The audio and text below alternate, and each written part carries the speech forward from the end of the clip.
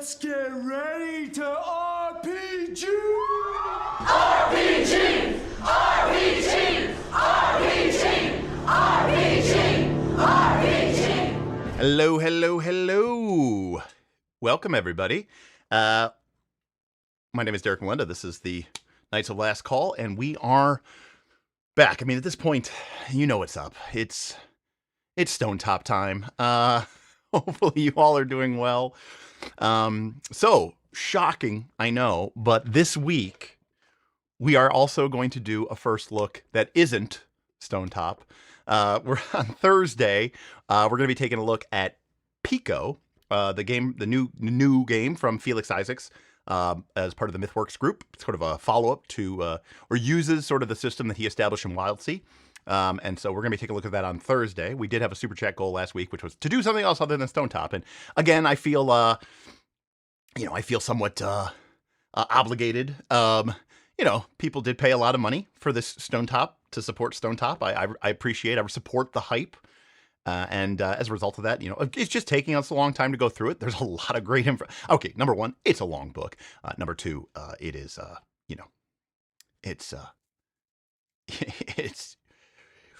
it's really good, so I do want to kind of highlight that as well. Alrighty, let's hop over to the PDF browsers. Now, before we go ahead and get started, I do want to quickly call out, you saw that there on the login screen, we also have a little bit of a splash, and there's a link in the doobly-doo down below. Now, today's stream is not being sponsored, okay, by the fine folks over at FCW, but many of you know Agile Monk, pillar of this community, supports a ton of content creators. This is not a sponsored stream. I simply think that this is a great product. I think it's got a great price. These people, Agile Monk in particular, do a great job of supporting the community. They're currently running a Kickstarter. It is a system neutral set of tomes designed to help you build consortiums, which are sort of like, factions, organizations. And it's a really, really cool product with a lot of, fun tables, great advice, examples, adventures, a world. And again, it's all designed to be system neutral.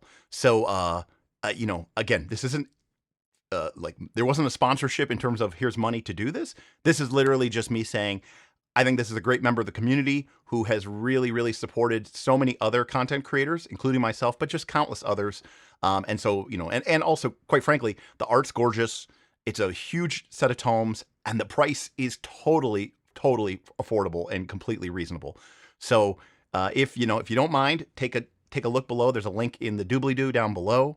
Just take a look. There's a free download if you want to get a kind of an expanded preview. It's done. So again, there's when I talk about things that I like for Kickstarters, there's a lot of boxes checked here. Really, you're pre-ordering it so that you can get it shipped and so they can get printed and shipped. Anyways, also, the people who run this business and support this business are all veterans. So it's just like, good. It's just a list of good right down the line. So again, if you're interested in that, check it out. I think you won't be disappointed. Or at the very least, download the free sample and see what you think. So that is out of the way. I'll remind you again later. Again, I just truly believe in this product and these people, and I just wanted to kind of help them in whatever way that I could. I basically said, hey, if I can help spread the word, I will. This is not Stonetop. This is the One Ring. What are we doing? No. Sorry. I psyched you out.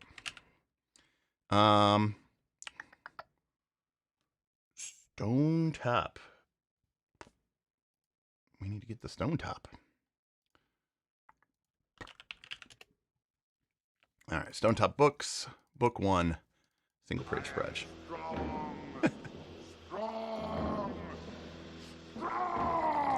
And then right on schedule, Agile Monk, as if to prove my point, Agile Monk with 17 months of supporting this adventure here on Knights of Last Call says, thank you, Derek, and thank you to anyone that takes a moment to check things out. Well, we appreciate you, and I certainly appreciate you, but thank you, Agile Monk, for everything that you do for this community. Again, in fact, if you really want to see the proof in the pudding, when you head over and you check out their Kickstarter profile, and you see how many projects they've backed, even I was like, God damn, that's a lot of projects backed. So welcome. All right, well, we're back to the Stonetop grind, the Stonetop grist, as they might say. So we're going to go ahead and get into it. Now, luckily, this is a relatively short chapter. Theoretically, this should not be too long, and that's okay, because I'm not, we got 2 weeks and change, 2 weeks and a day till NightCon. So I am not trying to burn myself out before I go to NightCon. I'm basically going to be busy for, a couple of days straight before we go, just making sure everything gets packed, shirts, merch, stickers, get everything, locked in, any game prep that I need to run, all that other stuff between Bob and I. And then driving down to Columbus early on Wednesday and getting everything set up, waiting for people to come in, and then basically just having fun, shooting the shit, running games, playing games, talking with people, doing some streams, hanging out with folks, just building community, maybe doing some shopping in the event hall and dealer hall if I can get a chance for it. And, I just got a note back today from April Hill over at Gamma. She says that, they typically ask people to start closing up the doors to their to the private rooms around 1 a.m. So I'm expecting that, I'm going to be up with the door, at the night lounge, at the the nightclub. Sorry, I'm calling it the nightclub. We don't really have an official name for it, but anyways, till at least 1 a.m., probably 2 a.m. Every night. So it's gonna be a long week for me. So I'm trying not to overdo it too much. Jake says Stone Year continues. Yes, and if you want to show your support for Stone Year, you can go ahead and drop a tip. We'd appreciate that. Tristan says, now back to our regularly scheduled programming. Yes, in case you missed it, we did a couple of streams between now and then. Last time we talked about Stonetop, we did a One Ring. We did our first session of our actual play. And by that, I mean, it's actually us actually playing the game. Right down to, we were, having Foundry issues. Somebody lost connection. I was explaining the rules of the game. The way that a real person runs a real game. It wasn't designed for the audience. It was me running a game for my community, and hopefully that you see that and respect that. We're not going for the highest quality of production, nor are we going for the most cinematic and emotionally moving storyline. Rather, we're just trying to I'm trying to play the game, and you all get to take an inside look at that, which I think is really fun and cool. We also ran I actually played a bunch of Final Fantasy 1 over on our Game Night channel. If you're not a subscriber over there, check it out. I did put a couple posts in that. And I've just been having a lot of fun with Final Fantasy 1. So potentially tonight, after this stream wraps up, if I get something to eat and I'm feeling kind of up to it, I might play some more Final Fantasy 1 tonight. I'm actually really enjoying the game. I've gotten over the hurdle of getting the airship and doing the class change, and so now you get to fight really cool monsters, and the end game is really cool. That game, I love it. So yes, the art in the Consortium guides looks really, really good. I'd love to potentially think and talk with that artist in the future if I ever do something, So fantastic. Everyone's basically agreeing that the art is fantastic. It's just, they're a really good artist. I'm wondering,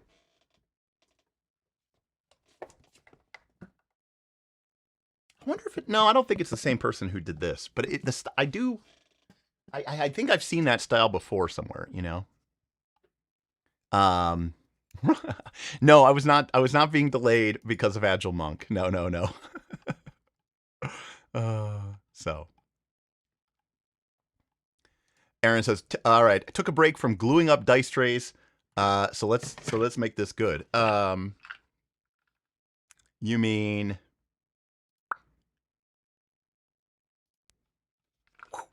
these dice trays? Oh, this is the really cool dice tray that, there it is with our logo. The settings for that are overburned, but because normally it's a lot dimmer in here because it's actually daytime right now, so it's actually, I think so.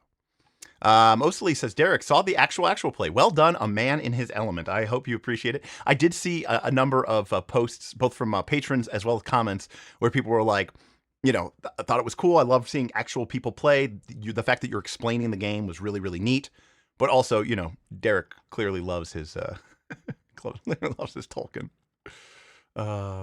Sick. Frag is going to rock some Stonetop at Origins. That's sick. I'm fantastic. All right, Lord Kyler, love to see it. I am strong. Fantastic, SND. Again, I just continue to be incredibly impressed by this game. If for no other reason, as I've said before, it is a freaking treatise on how to be a good game master.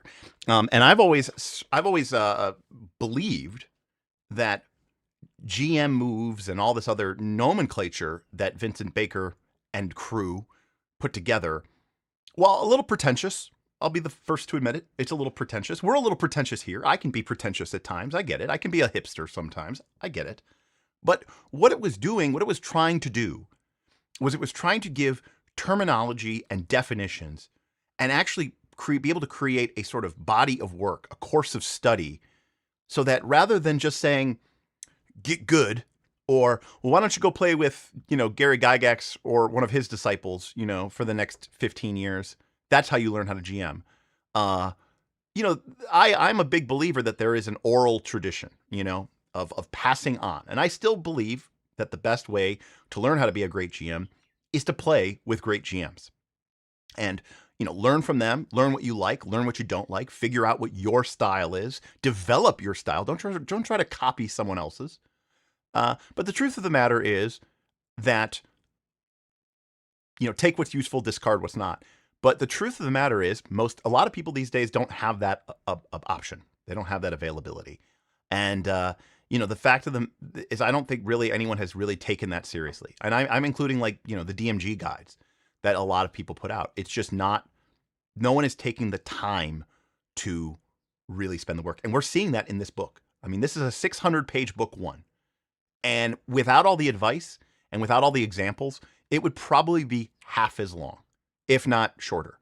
So, they really took the time here to try to develop a coursework for this. And I think that's really to be, encouraged and rewarded. So as far as I could tell, this is one of the best things that I've seen in terms of instruction.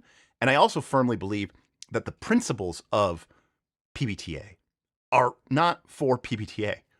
They're just great ways to run a certain type of game. Not every game, certainly not every game. If you're trying to run a game where you are trying to challenge the players, it's, oh shit, they on X Games mode.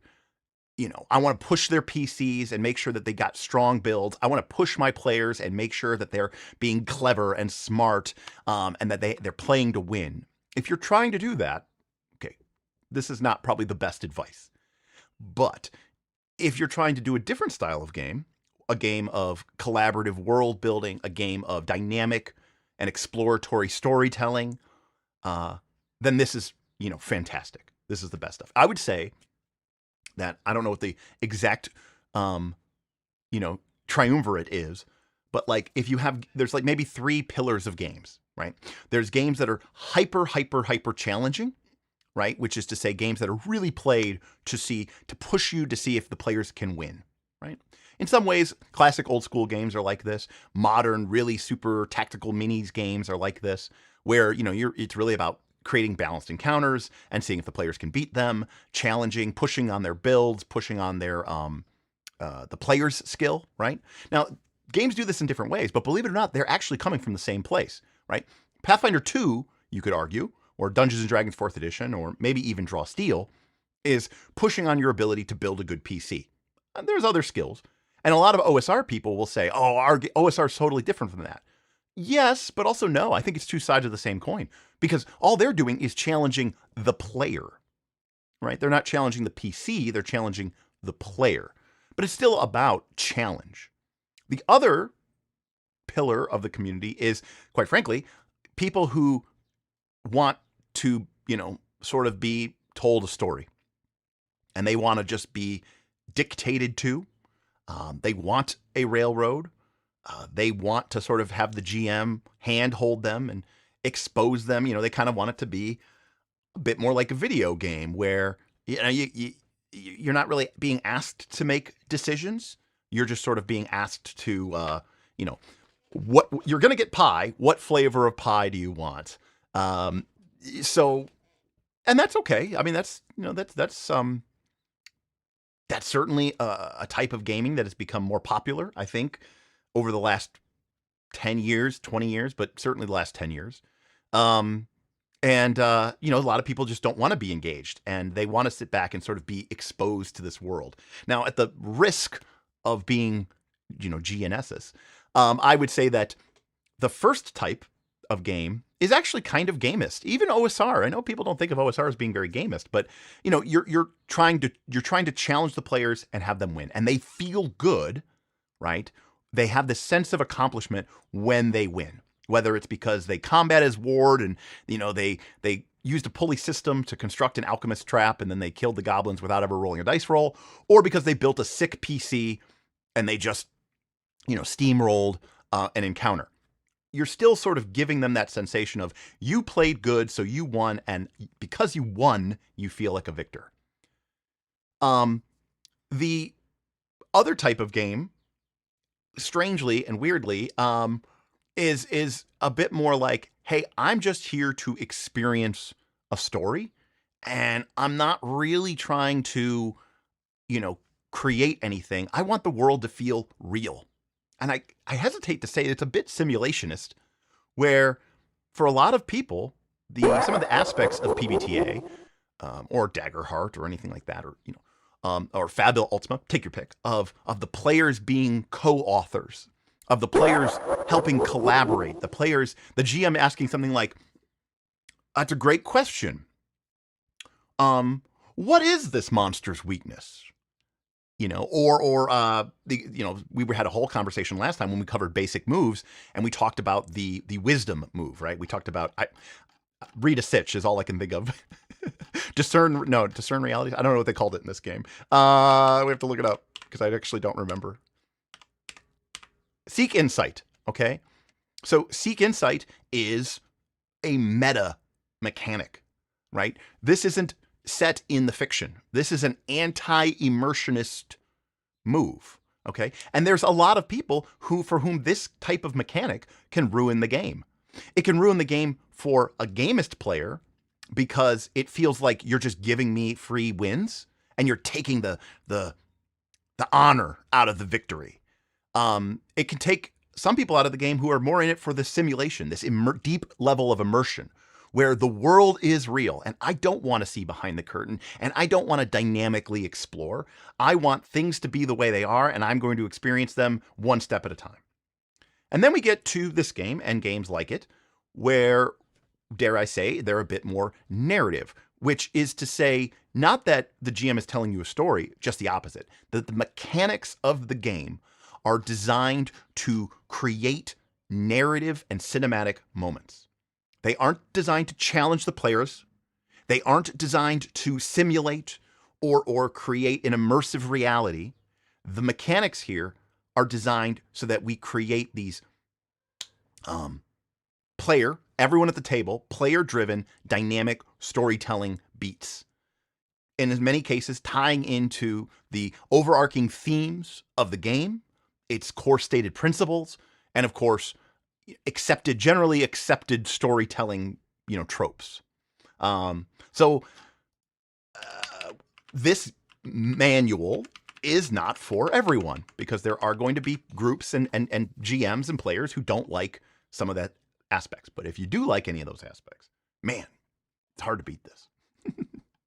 Dirty Phil says, Derek streaming while the sun is up. Well, my vampire theory is toast. Yes, well, we are getting here to the first, day of the summer solstice, and the sun is indeed up, and it is very bright.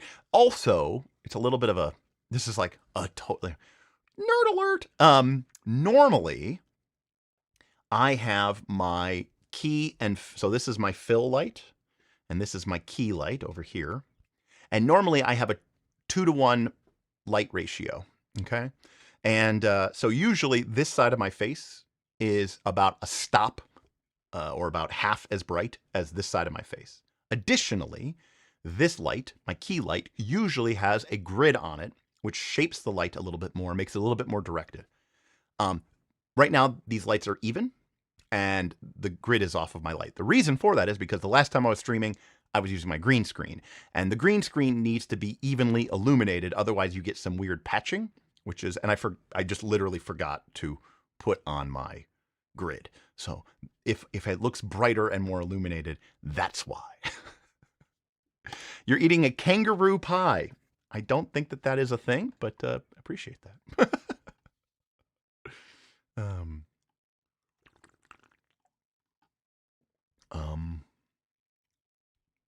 So, right.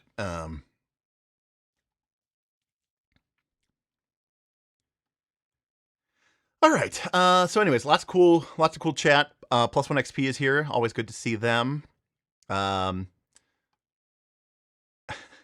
Gold Cat says Stonetop is challenging, emotionally challenging, because I don't want to let down my fictional Iron Age dad. Nice. And here we go. Harm and healing. So we're going to cover now. I'm particularly interested in this because this is a bit of a contentious point. And I myself, I'm interested to read these words because I run a lot of Dungeon World, and I also kind of got sick of using hit points. I felt like they were more of a drag than a bonus, and I really became a fan of conditional damage, which Magpie games in particular really started using. Now, I will freely admit, Dungeon World 2 is not using hit points, but I completely stand by. So I prefer, I completely stand by the fact that they made that decision. However, I do believe that as a bridge or a gateway game, one of the reasons that Dungeon World was as successful as it was at getting people to try out PBTA was because it had hit points. It didn't have a harm clock. It didn't have, like if we're playing, Avatar Legends and I describe how some firebender, makes several hard moves and then unleashes a, towering gout of flame that crashes into you. And I ask the person what they do. And they say, I'm going to throw a blast of wind at the ground and sort of do a really high arcing backflip. And maybe they roll a 6-.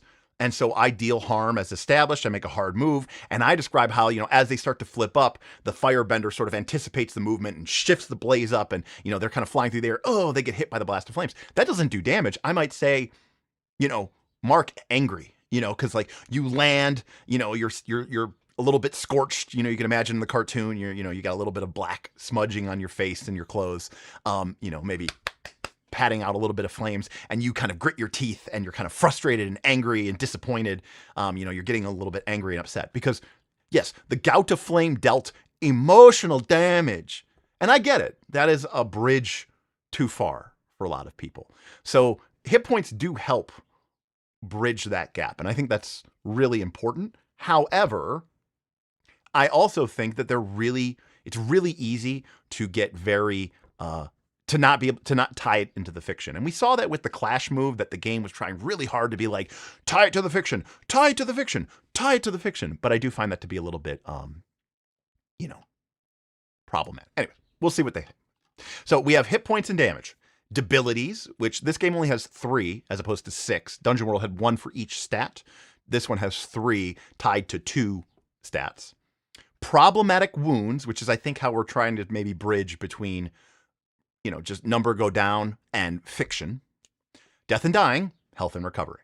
Now we already saw a little bit of death and dying because we saw the death rule, right? Where you could basically, you roll dice, just straight up 2d6.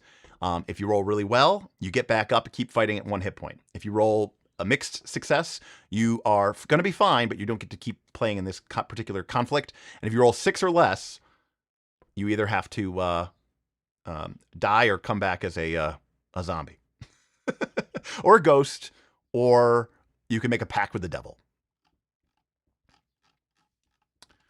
So here we go. This should be a short stream. So, player characters and followers often find themselves exposed to danger, exposed to injury and harm. Seeing them get hurt and finding out how they deal with it is a big part of playing to find out what happens. So there are 4 types of harm. So we have 4 levers as a GM. We can do damage to their hit points, we can debilitate them, we can give them fictionally problematic wounds, or we can deal them a death or a lethal wound. I will also point out, before we get into it, that one of the advantages of hit points is that sometimes it's actually nice that they're not tied to the fiction. I know it sounds crazy to say that, everything should tie to the fiction, but sometimes you can't think of anything, and you're just like, I don't know, take 2 damage. You know, it's just, sometimes it's nice to be able to do that. Anyways, anytime a character is hurt in the fiction, they suffer some or all of these types of harm, and they each affect you in different ways. Now, to be clear, I love having options, okay? I love having options as a GM, levers and dials that I can pull.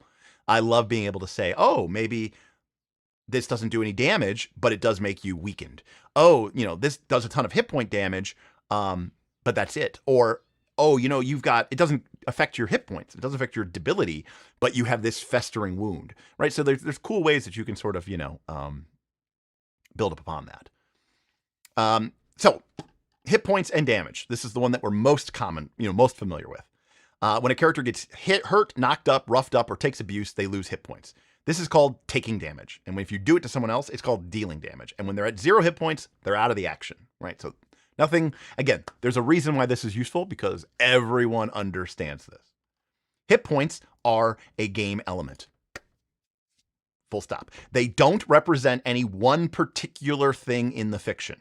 Sure, it's a combination of fighting spirit, determination, pluck, luck, skill, you know, all the bullshit excuses that people that are simulationists have used for years to try to, you know, describe why hit points make sense. They don't. But in this case, we are specifically saying hit points are definitely not a measure of how injured or uninjured a character is. So this is you can come up with your own bullshit explanation, but this is quite frankly saying that these are what hit points are and what they've always been. As I've described them going back, I don't know, probably 3 years ago, I remember people got really upset with me because I said hit points are plot armor. They're a meta currency. People say we hate meta currencies. I say, do you use hit points? And they say, yes. I go, then you're using a meta currency.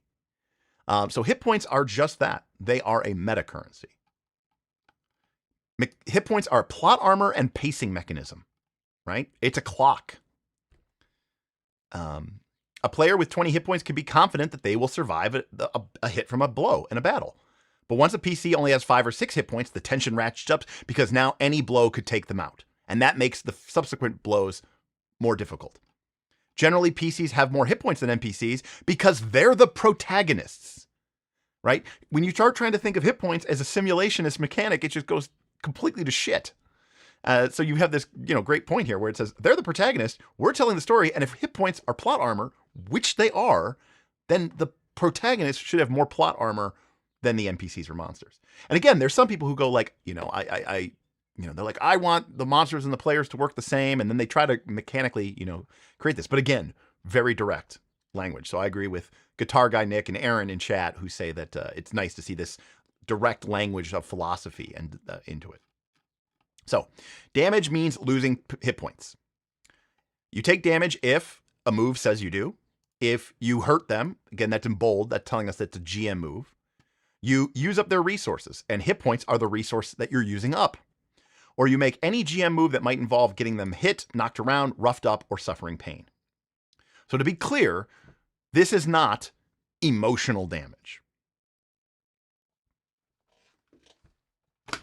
If you make a GM move and that move could theoretically kill or disable or knock someone out, then you deal damage. Dealing damage should almost never be your move, but it should be a part of your move. How much damage? Well, if you have a prepared stat block, you might want to use that stat block's damage. When multiple combatants deal damage at the same time, roll the single highest damage die among them and add +1 for each additional combatant. This is one of my favorite rules. I don't remember where I first read this. I don't know if it was in Dungeon World or if it was in Homebrew World or it was somewhere. It might have been Dungeon World, but I don't know. But like, this is a great way of making more monsters scary, but not like infinitely scary, and also like keeping it quick, right? And so, if you're fighting goblins and the goblins deal, D6 damage, but there's 6 goblins, then you're going to deal D6 plus 5. And that's awesome because it's just too much dice rolling otherwise. And it's just, you get this escalation issue. And again, hit points are supposed to be a plot armor device. So it's not really plot armor if, you're trying to make it realistic. If you're trying to make something realistic, don't use hit points. Got a notification on my phone. Verizon thanks you for your payment. You're welcome, Verizon. All right. If the damage isn't associated with a specific prepared, here is our go-to list. Bruises, scrapes, D4 damage. Flesh wounds, bruises, burns, D6. Breaking bones, debilitating pain, D8. Death or dismemberment, D10. Subtract the victim's armor rating from the damage they take. This can reduce the damage to 0, meaning they don't lose any hit points. Good for them. If the weapon is piercing, it goes through that. If the attack ignores armor, it goes through the armor, yada, yada. All right. If you were reduced to 0 hit points and that damage was probably lethal, then you need to make a death's door move. If the damage wasn't kill anybody, then you might be out of the action. You could be unconscious. You could be gasping for breath, panicked, trapped. One of my favorite things that I started doing years ago with Blades in the Dark is that when someone would take a level 3 trauma, which, or level 4 trauma, whichever one would take you out, the idea is that it would cause your death. But when I started dealing with the idea of temporary versus persistent trauma, or not traumas, harm tag, when I started thinking about the idea of temporary versus persistent harm, I liked the idea that you could have a harm like level 4 harm, like the wind knocked out of you, all right? Or, stunned senseless, or knocked unconscious. And that could function at that harm level, but it would have the temporary tag. And that means that it's going to fade away when fictionally appropriate, or more than likely, certainly by the end of the score. And it's a great way that you can deal harm. And I think, it's been a little bit of a time, but I think John Harper, again, I mean, I don't want to say I came up with that, but, a lot of people independently started using those ideas and concepts. And I think John put that into his Deep Cuts book as well. And I think it's really makes dealing harm a lot more useful and better. Anyways.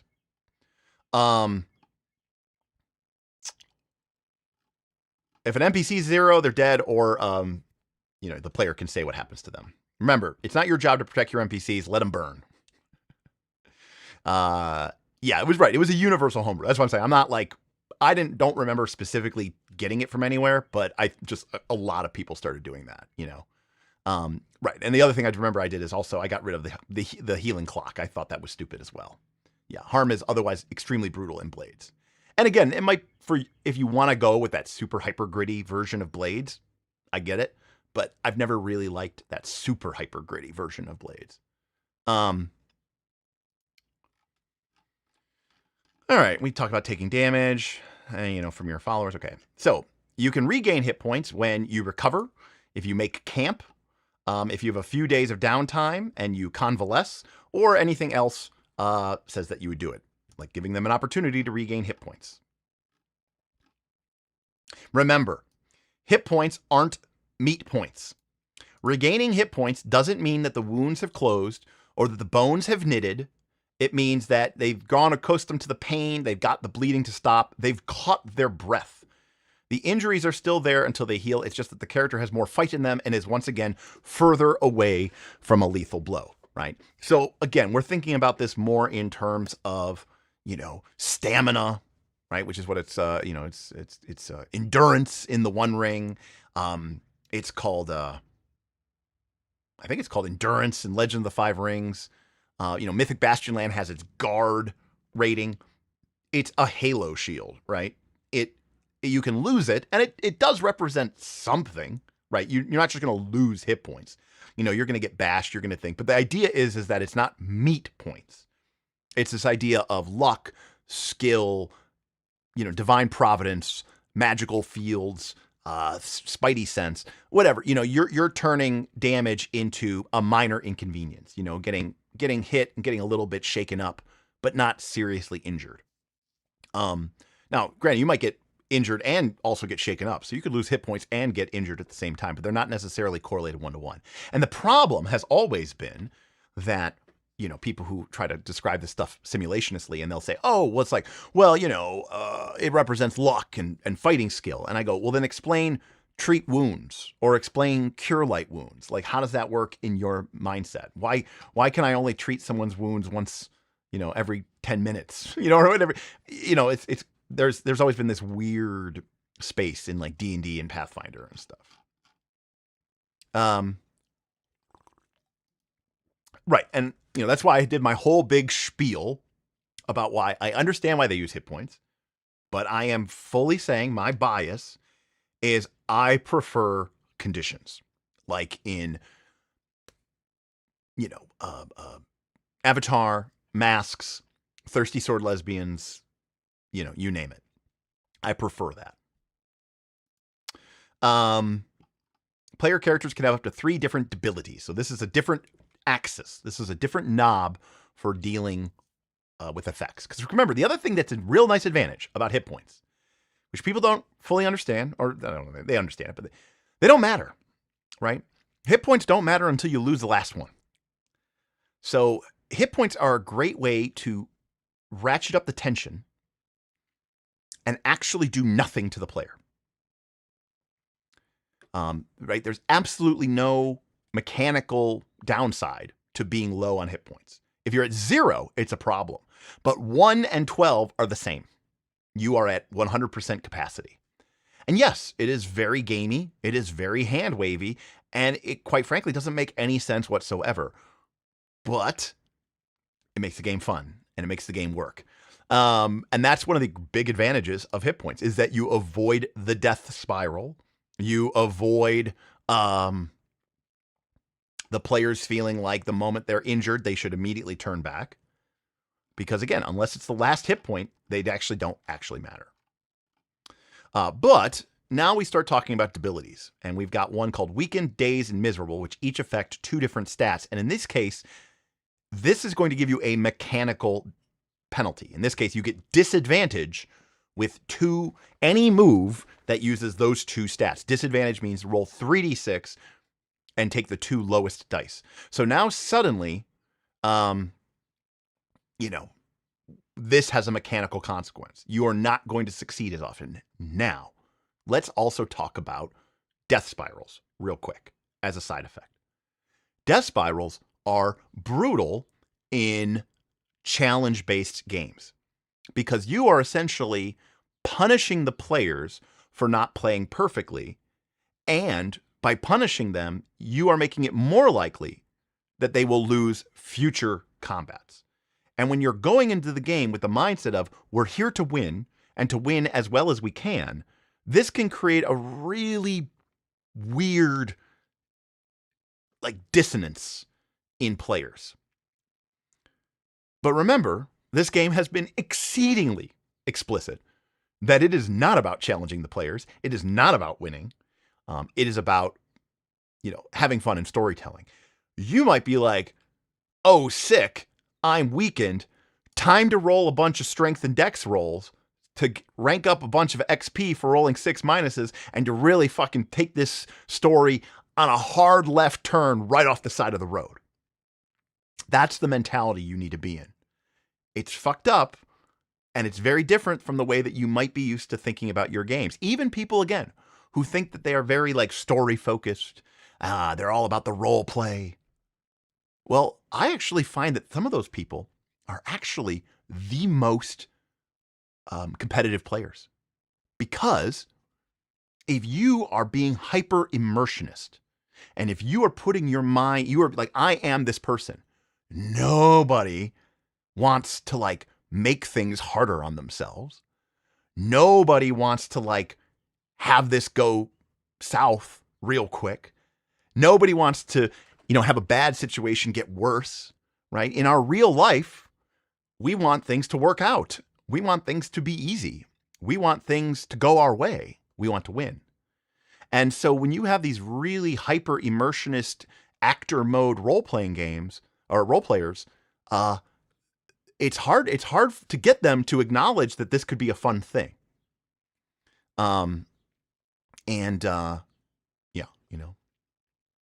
Well, okay, to be clear, a death spiral can still exist in a challenge game. I'm not denying that. I'm just saying that it creates it can create weird incentives, because sometimes you have these challenge-based games and,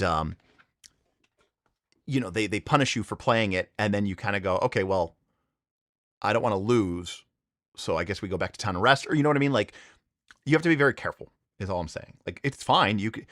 Again, a death spiral is how like real world stuff gets, as people get further and further. Like if Mickey and I were in a boxing match or a UFC match, and he crushed me in the eye, and I got a bad cut on my eye, and I'm bleeding, and I'm not going to get like better.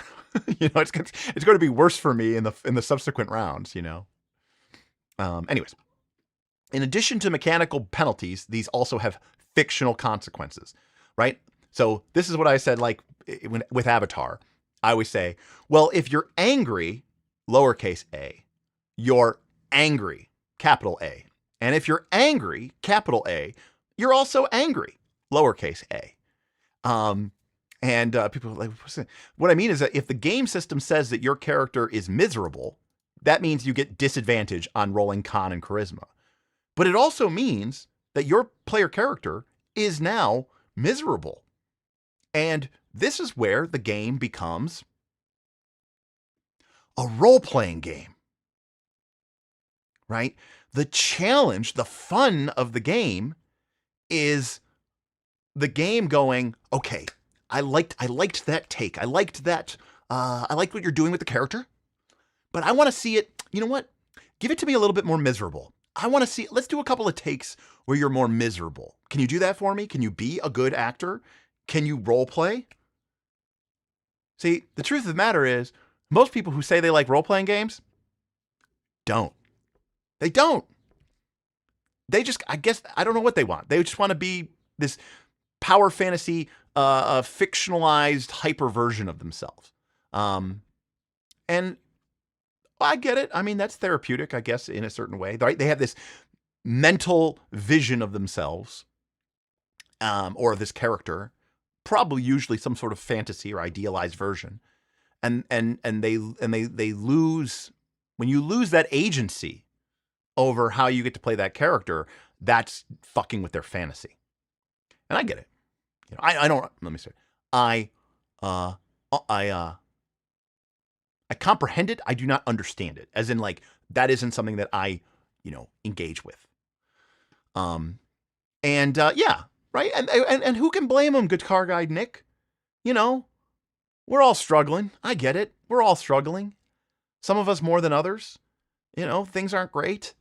You was like, look, I'm miserable. Can I please play a character who isn't? I get it. So anyways, I get it. I get the point. But this is an element to this game, which is, the same way that if you're playing Pathfinder 2 and, your character gets knocked prone, that has, consequences, not just to your stats, but also to what you can now do, and how you have to play the game differently because you're on the ground. The same thing is true here for these conditions like dazed and miserable and the like. And that, to be completely clear with you, is why I prefer the conditions from like Magpie games, because I like that it puts the player in a different headspace, and they have to be challenged by the role-playing game, which I enjoy a lot. All right, So we've got these debilities. So, they are prescriptive and descriptive, right? We've used these terms all the time, right? If prescriptive means a mechanic in the game says that you are now weakened, you are weakened. But it's also descriptive, because if something happens in the fiction that would make your character weakened, then you should be weakened. Like if you and I were playing Avatar and, we're just having a conversation, we're just talking, and, you're getting really upset as you play your character because, you can't believe you've been betrayed by this NPC that you trusted. I might say, hey, sounds like you're pretty angry. I think you should mark the angry condition. And, the player's going to go, oh, yeah, sure, totally. But you can imagine how much that would just freak out people, even people who are role players, because it feels like I'm punishing you for playing your character. Because that condition is going to have mechanical consequences. And it makes sense if you're thinking about, I'm trying to beat the game. And some people you'll see it on Reddit and stuff like that, where people say, I was just role playing, and then the GM told me to mark a consequence, and now I have a penalty to my actions. It's almost like it's almost like she's encouraging me not to role play, because whenever I role play, it might cause me to get debuffed. And they're not wrong. It's just, so I'm not going to defend the game and be like, no, it's not that at all. No, it is that. It's exactly that. But it's like that because you're not trying to win, and it's not trying to be a competition. Yeah. So I think Monocle is right. I mean, again, this is a short chapter, so that's why we're having a lot of tangents. Not that we don't have tangents anyways, but I like what Monocle said here. Monocle said, for a lot of people, the appeal of RPGs is it's like a video game or a story or a movie or whatever, but you can do anything. Not necessarily you're in charge of writing and acting a dramatically compelling character. And I completely agree.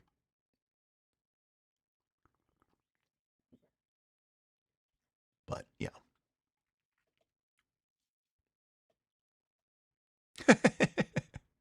And again, I don't think that we should put one particular style up on a pedestal over the other. As someone who enjoys games that are very competitive, I get the deal. All I'm saying is that I think it's important that we understand that, there's different strokes for different folks, and you can't just use everything for everything, And Corey, that's a great analog. People in Daggerheart who don't do anything because they're afraid of rolling with fear remind you of this. I mean, it's exactly that. It's because they view the GM getting fear as them losing and being punished for trying to engage with the game, and they're trying to win the game. So it's a problem. All right.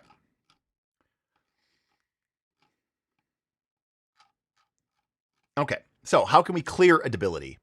We can recover and explain how we're treating the debility. We can make camp, and we can convalesce. So these are kind of all the same three things as well.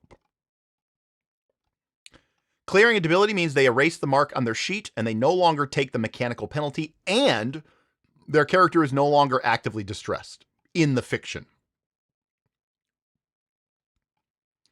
Again, if you're weakened because of a torn bicep, clearing the debility probably means it's now bandaged, or the arm's in the sling, or you have a brace, but it's still going to take some time to heal. It's not literally a magical right heal. It's just that you're no longer getting the penalty, and you're no longer being so actively destroyed. But it also could be a situation where, I don't know, a fairy touches it or something, and you are magically healed, right?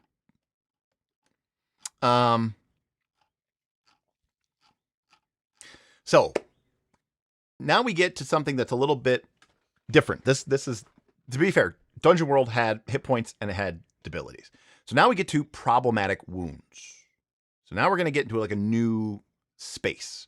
And I kind of feel like this is Jeremy trying to have their cake and eat it too. So we'll find out. A problematic wound is one with lasting fictional consequences.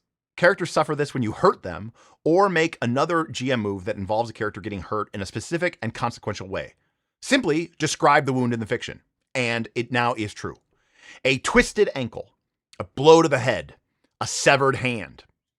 These sort of problematic wounds should be particularly common if attacks with the messy tag are involved. Problematic wounds often involve PCs marking debility and almost always involve taking damage, aka losing hit points. If an NPC breaks a character's fingers and they cannot make a fist, they're probably weakened, maybe they're miserable, and they're probably going to take some damage. The damage won't kill them if they drop to 0 hit points, but it could take them out of the action, right? Q Hackmaster, threshold of pain check, right? For those of you who don't know, in Hackmaster, if you take a certain amount of damage, even if you're not at 0 hit points, you have to make a check or pass out from the pain. Okay. How do you decide? So, the PC has just suffered an attack. They've ignored a threat. You know, I said, okay, you're racing to get to the wizard to apply a healing salve to them when a volley of arrows from an elevated position comes sailing down into your position. What do? And you say, I'm going to try to avoid them as best as I can, but I do not break my stride. I've got to get to, I've got to get to my ally. And I'm like, okay, I'm going to deal damage to you. Right? You ignored a threat and I've rolled damage. Or you roll a 6-. Do you deal damage? Do you have you mark a debility? Do you inflict a problematic wound? And if you do, how bad is it? See, this is like where most PBTA games stop. They say, you could do damage, or mark a debility, or cause a problematic wound. And then it's like, okay. The truth is, there is no hard and fast rule. But you should follow your principles and make a GM move that flows from the fiction. Often you'll put a GM move like put them in a spot, or a monster move like bash the prey to the ground. And the specific fiction of your move will mean marking damage or debility. Other times you'll know that you want to do something harmful, but won't have a specific move in mind. In that case, have the player roll the damage taken and then let them inform the nature and severity of your move. Keep in mind that the tags can help here. Messy attacks are often very destructive and should hurt them or use up their resources, destroying shield, weapon, or gear. Forceful attacks should knock victims around even if they don't do any damage. When the PC or followers deal damage to the monsters, use the description of their attack and the amount of damage dealt to determine and inform the fictional results. Now, here is some great examples, but incorporate your problematic wounds into the fiction and into your GM moves. When a player rolls a 7 or 9 or 6-, maybe use a problematic wound to justify the result. Use the moves to bring an injury to the forefront or have it complicate a situation. So this is all a way of saying they just give you another way to connect the moves that you're making with previously established facts, which make the game tie together better and make it feel more cohesive and more whole. All right. So let's say that a character previously had their arm smashed and you described it as, wrenching their arm out of their socket. Totally fine. The character is climbing and they roll a 6-. Now, you don't need them to have a twisted arm to say, a sudden, sudden gout of pain rips through your arm and you begin, falling.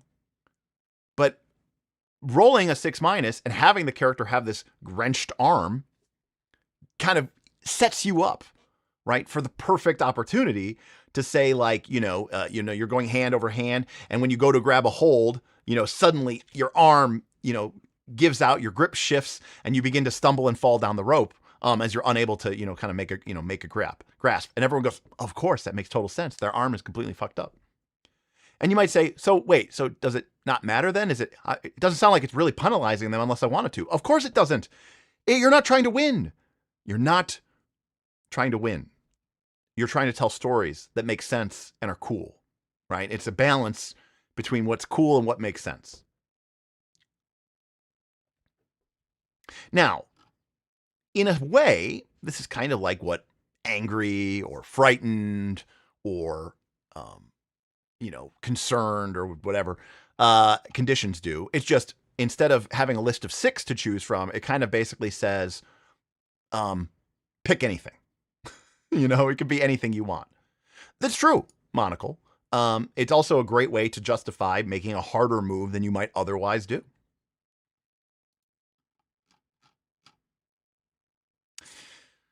Lastly, if you're reduced to 0 hit points, you're dying and you must make this move. And you could also be dying because the fiction demands it. They could also be dying because the fiction demands it. They could also be dying because the fiction demands it. By the way, even Daggerheart has this rule.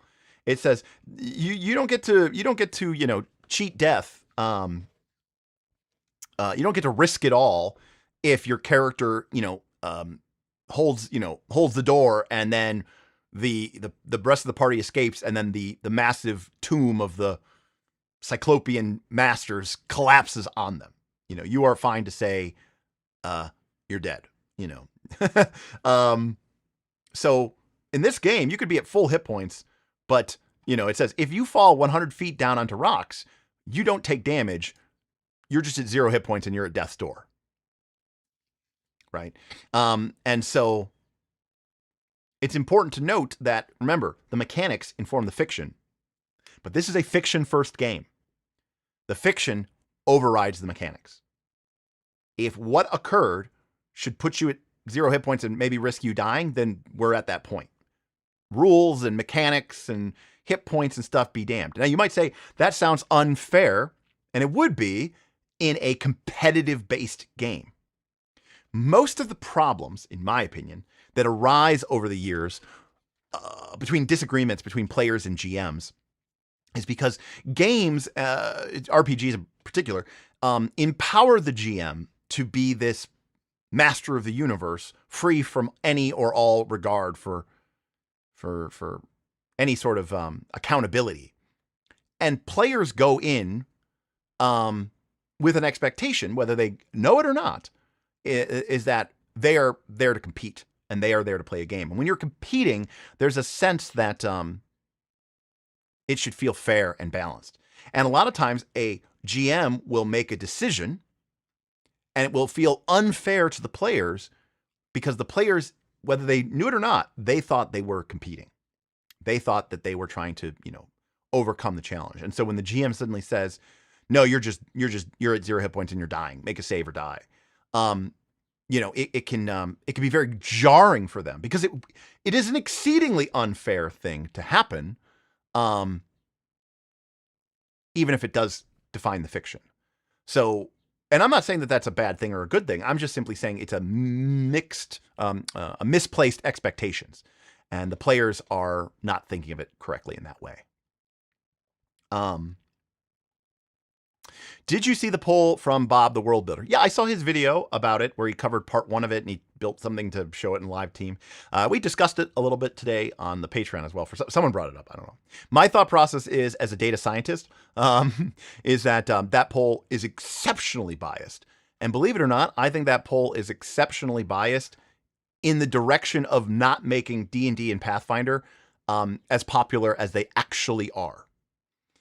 Because if you are someone who answers polls on YouTube channels about Dungeons and Dragons or whatever, you are already way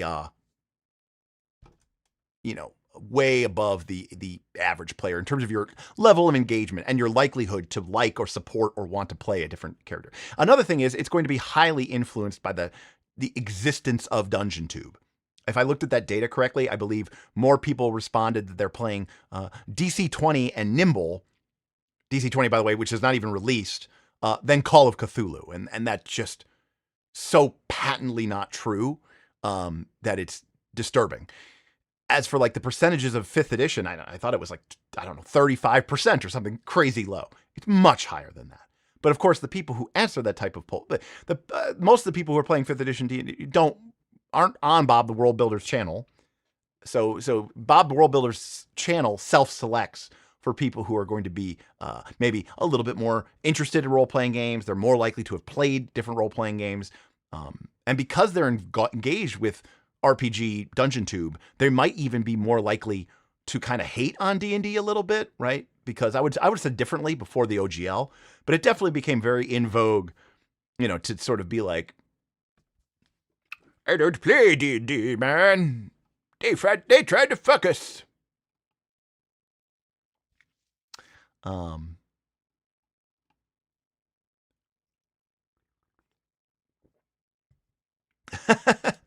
Guitar God Nick says, what I find really interesting is that Call of Cthulhu is the top TTRPG in Japan, and Goldacat says, tentacles, man. Tentacles.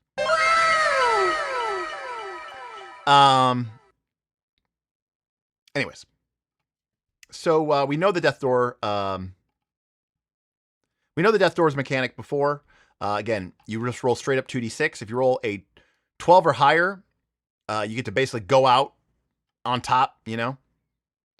I'm sorry.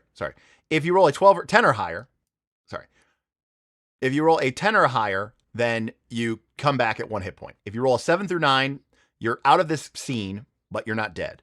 And on a 6 or minus, you're dead. But you can either go out with basically a critical hit on your way out, or you can come back as a ghost, zombie, or thrall of a servant from the dark below.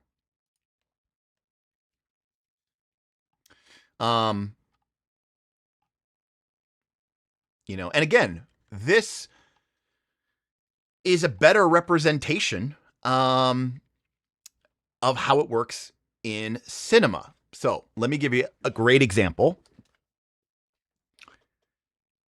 We've all mostly, I say we all, but you know, we've all mostly played D&D most of our lives, or Pathfinder or whatever. Obviously, at this point in my life, I've played a lot of games for a lot longer, but I've played a lot of D&D. In real life, not just movies and books and TV shows, but in real life too, how often do you see somebody who is mortally wounded, right? Who, you know, is alive but dying. They're conscious but dying, and they're basically unable to move, but maybe they're still shooting their gun before they go out.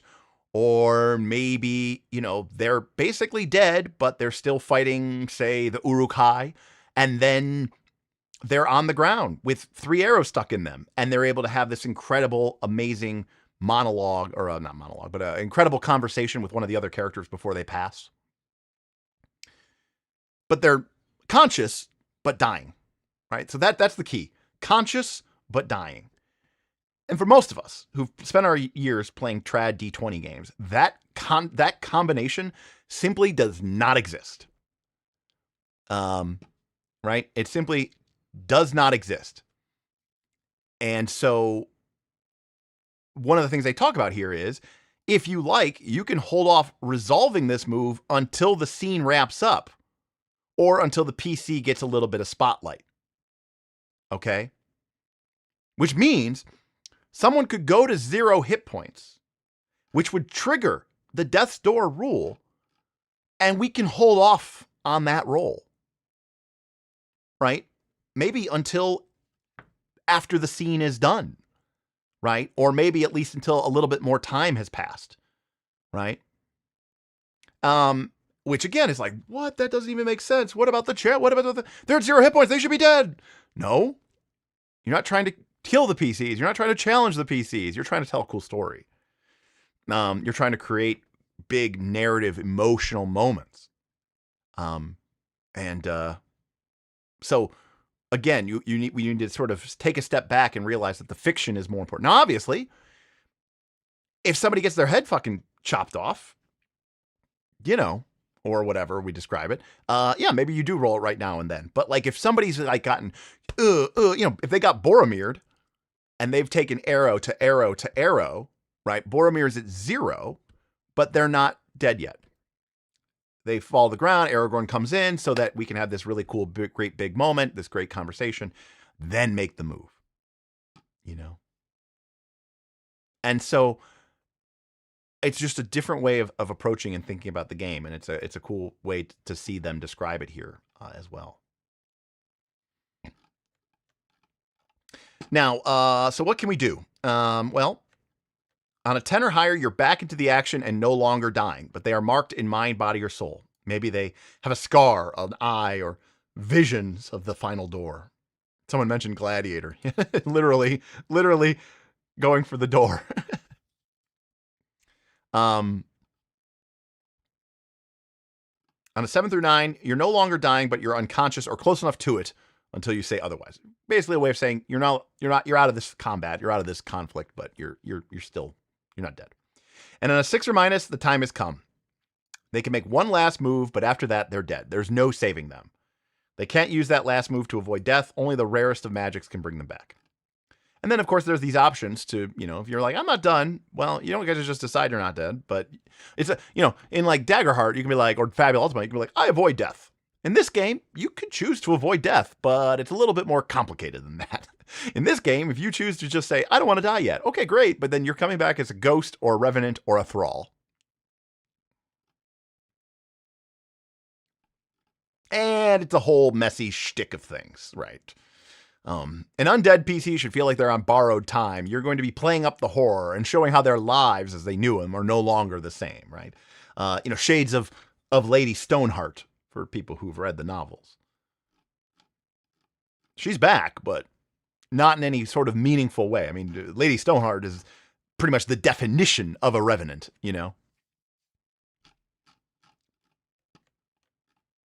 So,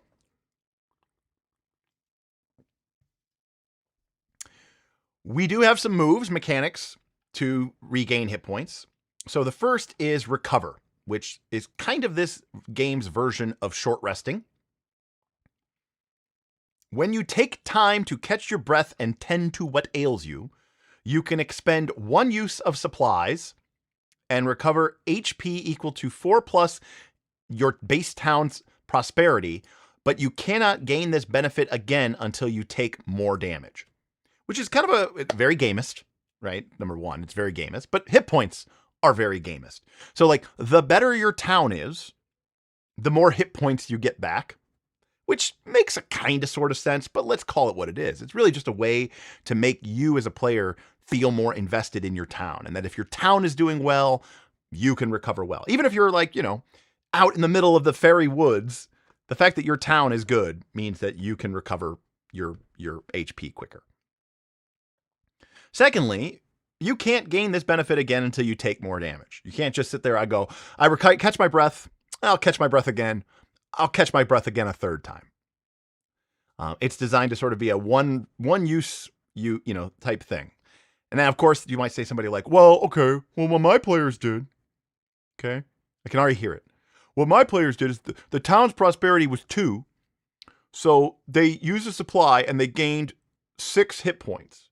But then the character was like, okay, I'm going to cut my wrist. I'm going to cut my palm for a hit point of damage. And then I'm going to recover again. At which point I highly recommend that you slap that player, tell them to get out and never come back. So yeah, just saying. Now, why would someone think that? Because some people are trying to win the game. And one of the ways that some people enjoy winning games is by figuring out some weaselly strategy. I don't play the FromSoft games, I think is how it's pronounced. And people talk about Elden Ring and stuff like that. And I've seen discussions, even in my own community, about people talking about this sort of pride, right, with cheesing the boss. They're like, oh yeah, well that boss, if you equip the pole arm and you go and stand on the statue, you kind of no clip into it a little bit and you're able to just beat him in the head a bunch. And I feel really satisfying. That can feel really satisfying to some people because the only thing better than winning is winning because you cheated and they didn't, right? For some people, cheating, weaseling, makes you feel smarter. It makes you feel like not only did I beat the threat, but I beat the system. I beat the GM, right? And for some people, that desire to win is so much the driving force of why they play these games. I use the term cheat, but the term exploit is probably better to be used, Boothby. It's not enough for them to just win. They also need to they need to beat the game. They need to beat the GM. They need to embarrass the GM, right? They need to embarrass the game, We sometimes refer to this as shenanigans. And, this is a big thing, by the way, that kind of drives combat as war. One of the reasons why certain type of people really enjoy combat as war is because they really love this idea of like, ha ha ha ha, the game expected me to fight the monsters using my swords and expose myself to danger. And instead, I created this sort of Rube Goldberg mousetrap-esque situation, and I beat them without even exposing myself. I didn't even have to lift a pinky finger. Ha ha ha, I'm so smart. Look, I feel so smart. Combat as win. Yes, exactly, Boothby.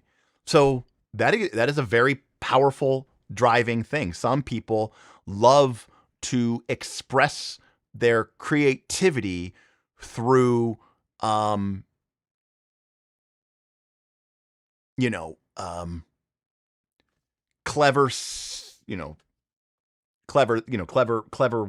wins, right? Well, again, cheesing is sort of the wrong term, but like, you ever watch a movie? I mean, you ever watch like one of those like underdog sports movies, right? They never like win because they like, I don't know, really worked hard in the gym and they became, physically stronger and were able to outplay their opponents, right? Like, no, like there's always some sort of like crazy, weird, oh my God, Keenan, the kid from the streets, is actually the goalie, and he takes off his helmet, and he's going to do a knuckle puck from the middle of the ice, and look at that, oh, no one was guarding him because they thought he was the goalie. They disguised their offensive player as the goalie. That doesn't make any sort of sense, obviously. Or some sort of weird, crazy trick play, or, you know what I mean? Like, it's always some sort of, like, nonsense thing that's supposed to make you feel like, ha, ha, ha, look how much smarter. And isn't it better to be smarter than better? And believe it or not, the idea that the smart, nerdy person beats the physical challenge for some reason is very appealing to a lot of people who play role-playing games. I wonder why that might be. Can't possibly think of any reason for that. Listen, that was a D2, okay? That was a D2 reference, okay? So technically, it's not quite as old. Also, I know who my audience is. Quack Attack is Jack. Or wait, Quack Attack is back, Jack.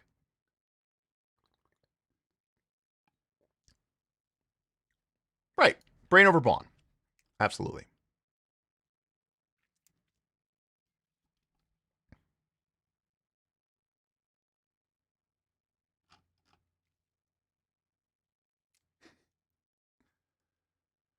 So, and again, this is why Bad News Bears is better. The Bears lose. Most of the time when you watch those movies, like you watch, okay, I'm dating myself here again, but you watch Mighty Ducks 2, right? They're in the Young Junior Olympics, and the Iceland team is very clearly the better team. They're better coached, they're better trained, they're watching film, they know how to take apart the Mighty Ducks. They deserve to win, but they don't because the Mighty Ducks kind of cheat. Again, they don't cheat. I mean, in almost any reasonable sports game, I'm sure they would have been thrown out for it. But, like, or they would have blown a whistle on the play and called it dead. But like, we like it when the better team loses, right? Because our team was smarter. Our team was more clever, right? They used shenanigans. Exactly.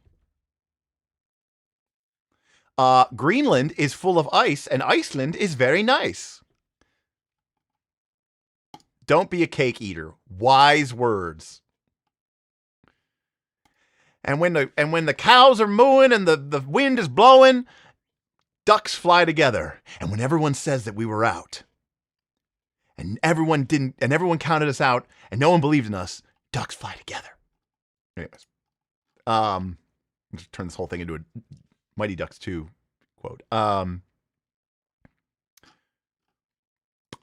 Anyways. And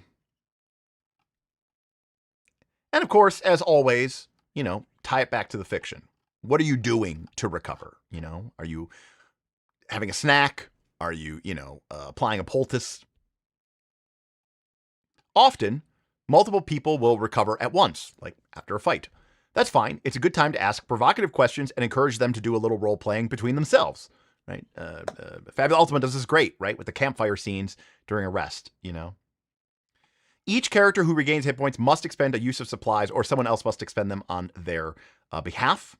The steading affects the quality of those supplies, and thus the number of hit points recovered. A steading with prosperity +1 has heartier fare and more potent herbs. So there you go. The weak fictional justification. I think it's pretty weak, especially when they say that one of the things that you could do to recover is taking time to catch your breath. The air is so much more sweeter because of your thing. But even then, you can't just catch your breath. You have to use a bit of supplies, right?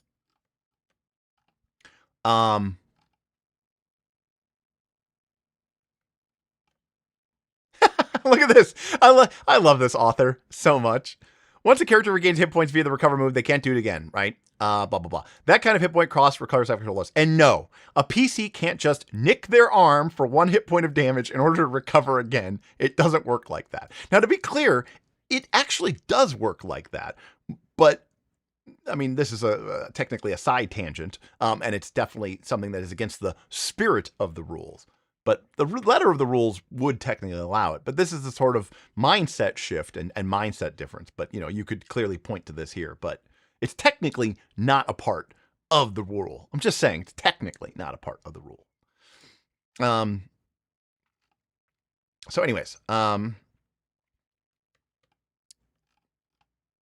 if it is a debility or a problematic wound, ask them, how do they take care of the injury? If it's reasonable and effective, say, cool, it's taken care of, right? So when you recover, if somebody says, you know, I'm like, oh yeah, you know, you're bleeding really badly. And they say, oh, okay, cool. I'm going to use some bandages and, you know, staunch the wound and pour some septic powder into it and, you know, wrap it up. Cool. It's taken care of. But you could also potentially ask them for what they need to do. For example, they might need to know things in order to actually know how to deal with this injury.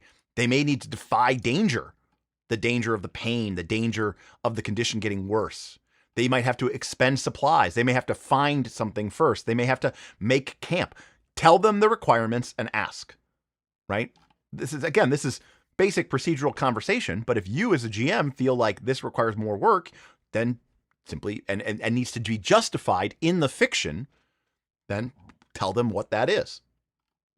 And combine these with and or. In fact, it's almost like a mini ritual, right? From Dungeon World, where it's like, except instead of when you call upon a place of power and reshape reality, the GM will tell you the requirements. And once you do them, you do it. It's basically like me saying, for example, Frodo has been stabbed on Weathertop by the Witch King of Angmar, and he's been stabbed by a Morgul blade. And so, obviously, I think we can all agree that Frodo would have taken some hit point damage, for sure, okay? He's also likely weakened and miserable, maybe, you know. I think he would have one of those debilities. But he also has this problematic wound, right? Which is that he is passing into the Wraith world. So, Aragorn, when they go to recover, Aragorn goes, I'm going to go deal with this wound. And the GM says, you know, it's not something that you can really deal with. You know what? If you had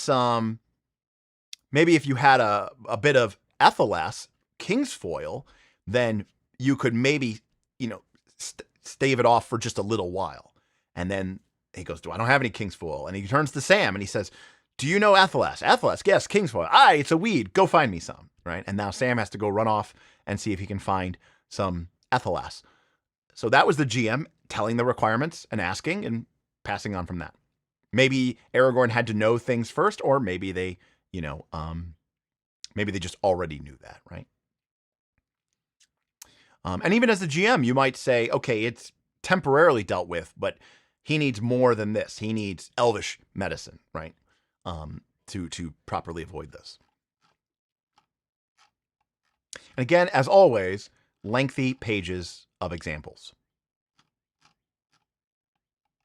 So this is the basic, you know, recover move, which, you know, you're probably going to be doing a lot. It's sort of your short rest, post-combat type thing, when you just get a few minutes to catch your aid. It's a way to sort of keep your HP, get a little bit of a bump back, right? So that it's also a strong encouragement, because if you can go into a conflict and only lose 3 or 4 or 5 hit points, then you'll probably be able to get all of that back. But if you lose, take 10 or 12 hit points, you're not going to be able to get all that back. So you're going to go into the next conflict likely, down some number of hit points. All right. Now, if that's our short rest, here's our long rest move. Make camp. When you settle in to rest in an unsafe area, answer the GM's questions about your campsite. Each member of the party must consume 1 use of supplies or provisions. If you use a mess kit, which requires fire and water, then 1 use can provide for up to 4 people. Shades of torchbearer right there in cooking. I don't know. I think prosperity can go to +2. I think.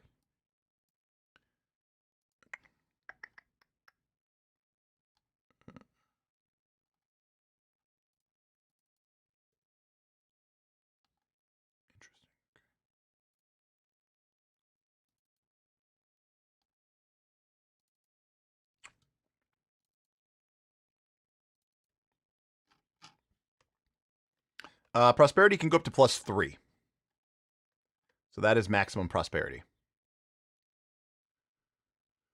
of your town. And remember too, though, every season prosperity resets at the end of the season. So every season it resets. Something to note. 58 people watching, only 21 likes. We what did we do the other day? We had like 130 people watch. Oh, crows. We covered crows last week, and we got like 130 people. We had a lot of people watching. We haven't done anything like big and popular for a while. I think the last time we did something big and popular was like last summer, when we covered Draw Steel and Daggerheart before that, but Draw Steel in particular. We were getting a lot of people for our Draw Steel streams, and then we've been kind of on whatever the opposite of a heater is. We've been on that. Anyways, so if you eat and drink your fill and get at least a few hours of sleep, pick 1. Regain HP equal to half your max, or clear a debility. If your rest was particularly peaceful, comfortable, or enjoyable, you also get advantage to your next roll. So what is this doing? What is this encouraging? Well, obviously, it means that you need, you don't make camp if you're, somewhere safe and comfortable. It's only when you're, settling into rest. You need food, water. You need to get at least a couple hours rest. But you obviously can regain half your HP. You can also potentially fully clear a debility. Sounds like less questions asked. And then if, you make an effort to make your rest comfortable or peaceful, if you're not interrupted, if the players go out of their way to try to create it, to make it as nice of a possible situation, you get this little mechanical bonus of getting advantage on the next one. So if you want to be able to do that, you need food, water, and sleep. Anyone who also uses a bedroll gains plus 1d6 hit points regardless of which choice they make. Again, encouraging you to use a bedroll. And remember, load and equipment matter in this game. Even though it is a bit quantum, it still matters.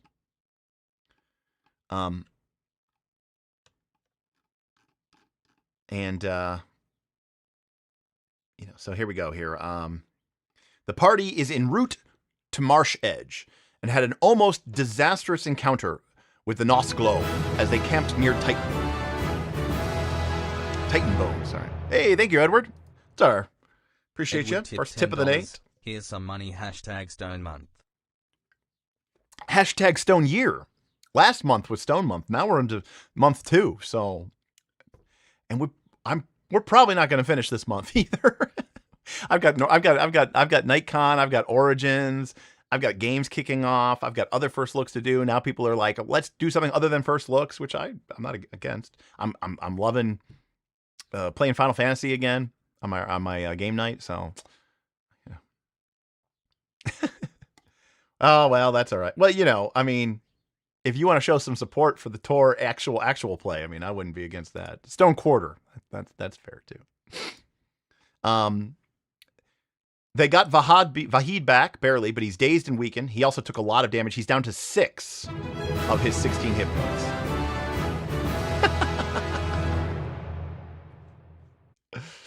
Edward tipped $10. Fine, here's some more money. Hashtag Stone year. That wasn't what I was trying to do, but I appreciate you. Thank you so much. I should just read every book for months on end. Yeah. Well, to be clear, Shinobi, I mean, that's kind of how this channel started, right? I was like, hey guys, we're going to do every single spell in Pathfinder 2. And I don't even remember how long that took us. I mean, I think it took us, and back then we didn't have different live streams. I think that's all we did. That's how we started doing live streams. It was, I think it was something like 33 streams to get through all of them. I want to say it was, I think that's the number. I'm not exactly sure what the number was, but it was pretty close to 33 streams. It was a lot. Correct. Well, it turns out that was very emotionally draining for me. Believe it or not. And by the way, you might say, oh, because it was just so long. No.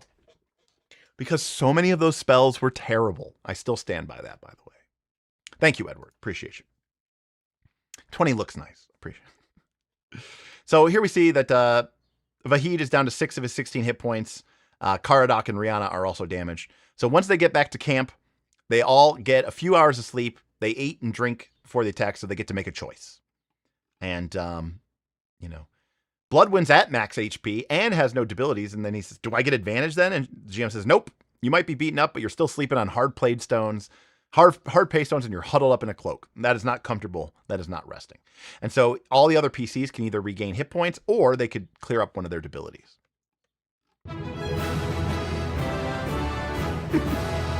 Oh, Scotty. Scott if tipped $30. This is actually for Final Fantasy VII in-game night. Oh, you want to see Final Fantasy VII. Now, I'm assuming, Scotty, you mean the original Final Fantasy VII, not the remake, remastered. Hey, remember that game that was really cool? What if we took that game and we made it into like 3 unbelievably long games full of endless button mashing and stupid fight combos and turned it into a weird sort of Street Fighter action game that looks terrible, and then added unbelievable amounts of filler and horrible amounts of cutscenes to make the game more of a movie than a video game? If you're talking about those, Scotty, I would be very hard pressed to be told to do that. Now, if we're talking Final Fantasy VII OG, it's been a long time since I played that game. But again, it used to be my favorite. It only fell off a little bit because as I got older, I was less enchanted with the complexity of the story, but it's still a fantastic game by all stretches of the imagination. Actually, I would love to play Final Fantasy IV, Final Fantasy VI, 7, and 9. If we played 10, it would only be so that I can, shit on the game and really fuck with people as we're playing it. We were not talking about the Hobbit movies, but I was trying to make a reference of the Hobbit movies. I get what they're trying to do with it. That's fine. And if people enjoy it, that's great. Outside of the fanficness is unreal. I completely agree with you. And also, like, whatchamacallit? It's mostly the fighting, the combat style that I just really, really not into. Legend of Dragoon was sweet. I was a fan of that one. I like the guy that was really had the really short combos and was slow and really strong. I've never played Final Fantasy XIV. However, Mark Smith, my beloved friend Smith, has been bothering me by begging me, really, to get back on the channel and for us to do a deep dive into the Final Fantasy XIV online TTRPG, of which he owns a deluxe collector set and hasn't really dug into it too much. And I own the book and it's in the shrink wrap. But yeah. Because he's a huge Final Fantasy XIV nut. But my MMO days are sort of behind me. I've been led to believe that the Tactics remake was amazing. I love Final Fantasy Tactics. Again, I haven't played that game since PlayStation 1 days. Also, I'm a big fan of that game. Love it. I think it's cool.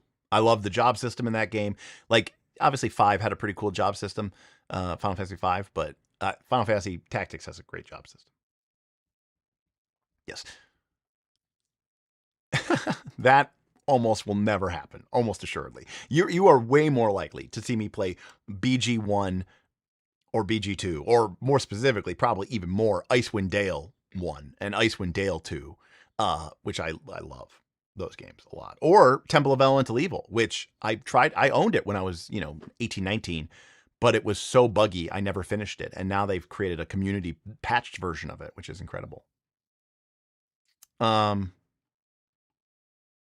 G-Helmet says, if you play 4, you should try the latest version that unlocks everything left out and added a lot. I didn't know that they made is that like the Pixel remaster? I don't know. I haven't played a Final Fantasy 4 in a long time. All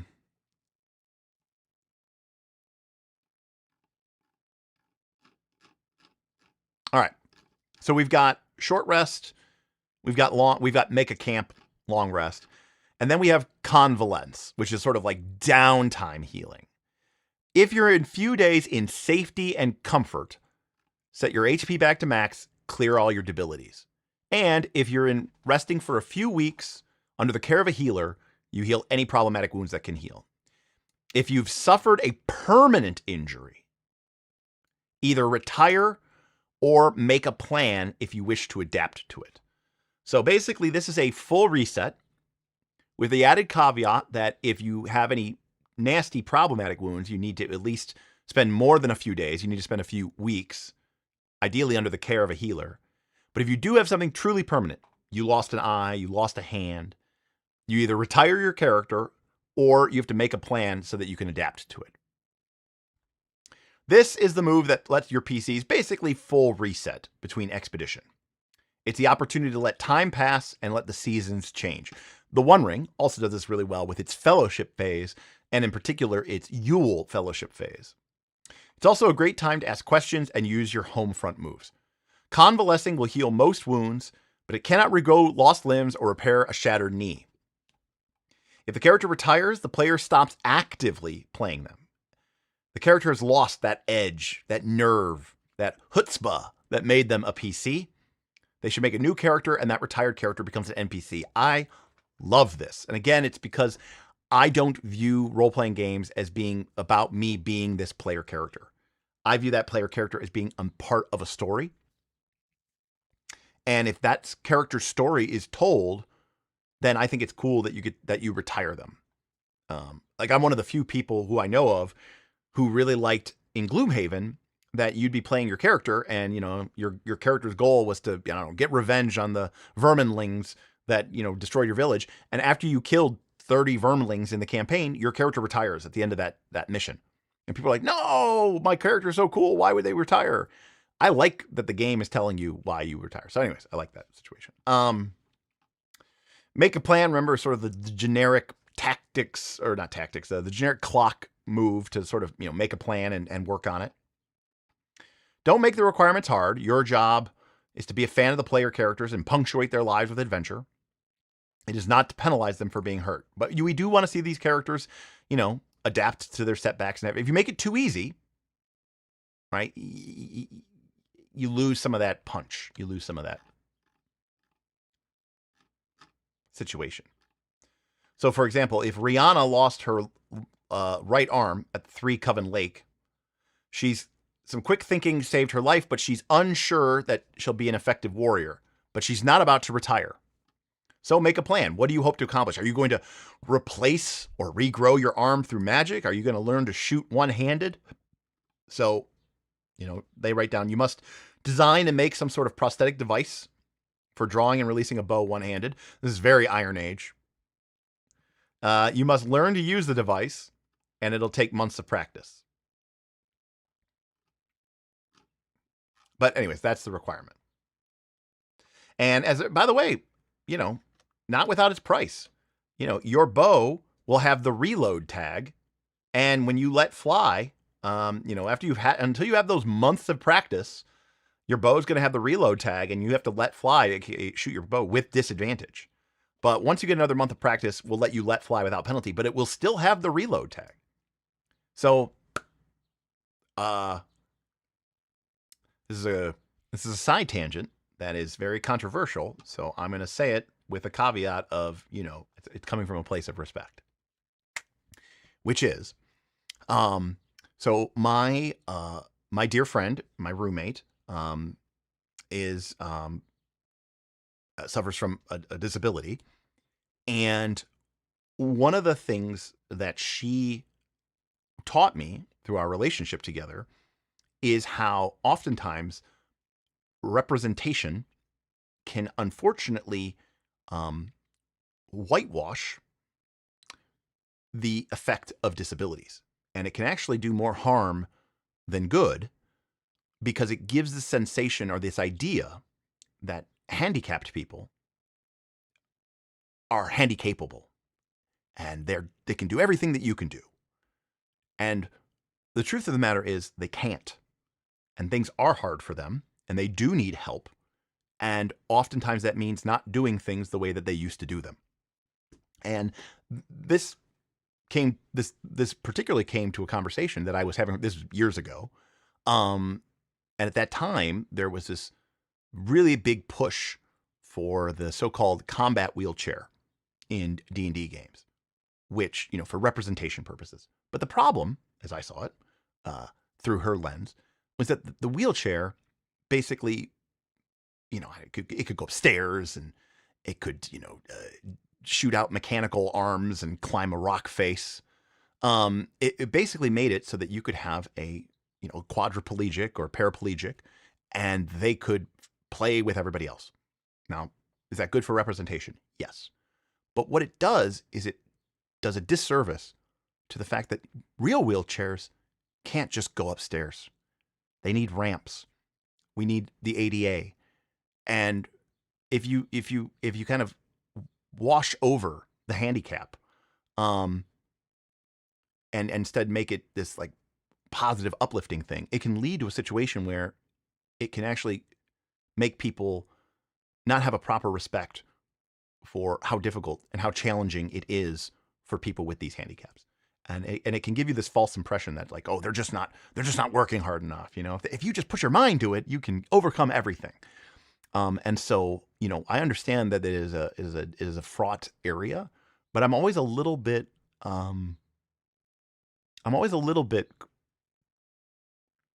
disappointed when I see things like prosthetics, or combat wheelchairs or whatever, that basically eliminate the disability, because I don't think that that's reflective of reality. And you're putting it in there ideally so that you can make people more comfortable and aware of it. And and I think that's that's the danger. Now, are there upsides? Yes, absolutely. Of course there are. The game's about fantasy, right? I'm not talking about reality here. I'm not being one of those people who's like, it's not realistic. That's not what I'm talking about at all. And it's like, well, people can fly. What, the wheelchair can't go up the stairs? No, of course it can. It makes total sense. That's not, that's not the issue. The issue is creating, perhaps you're doing it to sort of increase awareness and representation, but you may also be unexpectedly giving a wrong motive, sort of a wrong motive to how people should approach and how we should approach folks with disabilities. So that's my take. I'll leave it there. And again, this game seems to be indicating that may not be, that is not going to be the case. Like, sure, she can learn how to use her bow with one hand, but it sounds like, it's going to be not as easy as it used to be. And even after months of practice, the bow is going to have the reload tag because it's going to take her longer. Can she shoot a bow? Yes. Can she do it as well as she could before? In this case, no. And in some cases, you can't just hand wave away, every disability. And that's it. Look at that. It's 8:45. We did it in 2 hours, people. 8:47. So 13 minutes. We made it through one chapter in a 2-hour stream. Look at that. Incredible. Good job, everyone. And we had our fun little tangents as well, too. Look at that. That's amazing. So again, you know, it is crazy. When this channel started, you know, all of our streams were 2 hours long, you know, and that was a ton of content, you know. And people are like, I can't believe you stream so much. It's 2 hours. And then, you know, over time, especially after I lost my job, but like over time, you know, now I'll do a 2-hour stream and people will see, I looked at the timer and I saw 2 hours and I thought, is Derek sick? You know, what happened? No, now people are just like, yeah, exactly. It's a short. It's a short. I mean, I don't need to go anywhere right away. I'm happy to go on tangents or answer questions or talks, but I do want to kind of, you know, try to make it a little bit chunkable so that people who want to watch or something on a specific chapter, we can keep it to a chapter. And like I said, I don't want to go super duper uber far. So as it always does, Edward, it just flies by. We did get started a little late. Right? We got started like 7:05, but well, you know, to be clear, I mean, this is an area of the game that, again, I feel very passionate about. I understand what they're doing here with the hit points, but I'm not going to lie to you.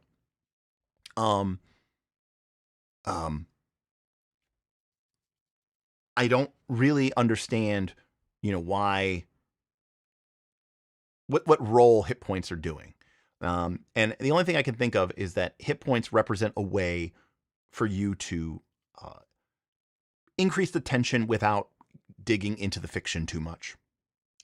And by the way, you know, Avatar kind of has that because Avatar has this generic fatigue bar, right? And sometimes you just need something that you can, you know, you can ding somebody with. You know, conditions are they change the situation. Even though the game says, oh, you should definitely run into hit points. But like, the fact of the matter is, it's nice to be able to have something that is simple and easy to use. And if you only have conditions, oh yeah, maybe maybe it's called stress. I don't know what it's called.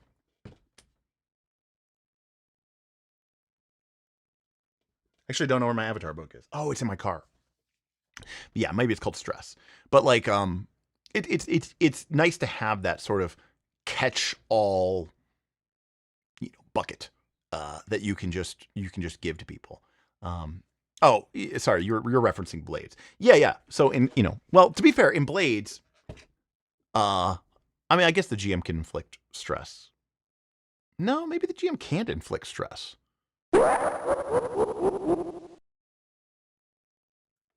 Anyways, are you saying we have some time? I forgot about that, Scotty. Well, so here's the problem, Scotty. I wouldn't want to do that. You know, I wouldn't want to do that in this stream.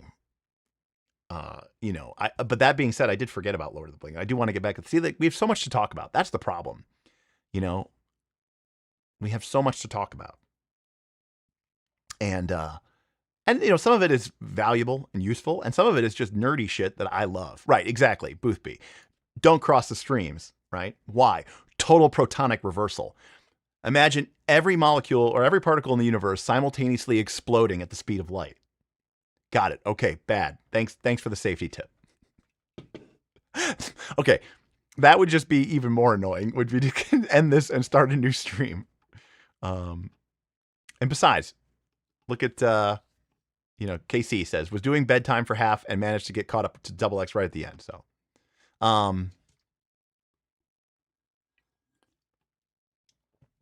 why do you have Avatar in your car? It belongs on the shelf like everyone else's copy. Because I'm gonna be kicking off a campaign here. I had hoped to kick it off before I left for NightCon, but it might have to wait until after NightCon. We'll see. But I'm gonna be running a 6 to 7 session Avatar season for a group of patrons.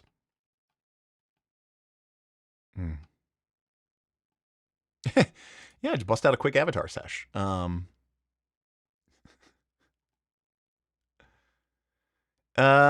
Jacob says, quick opinions after tour session 1. Yeah, where to start? I mean, is there something specifically that you're looking for? Or, okay. Let me think about this.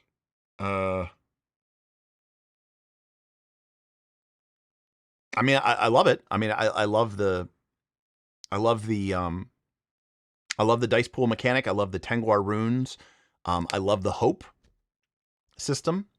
Um, I think that the I'd like for the journey system to maybe have a little bit more player input, a little bit more agency. So I'm thinking about putting more choice. Like for example, I couldn't help myself, right? Like if you watch the session, you'll note that I couldn't help myself, right? I gave when goblins and androids had to go hunting because of the food situation.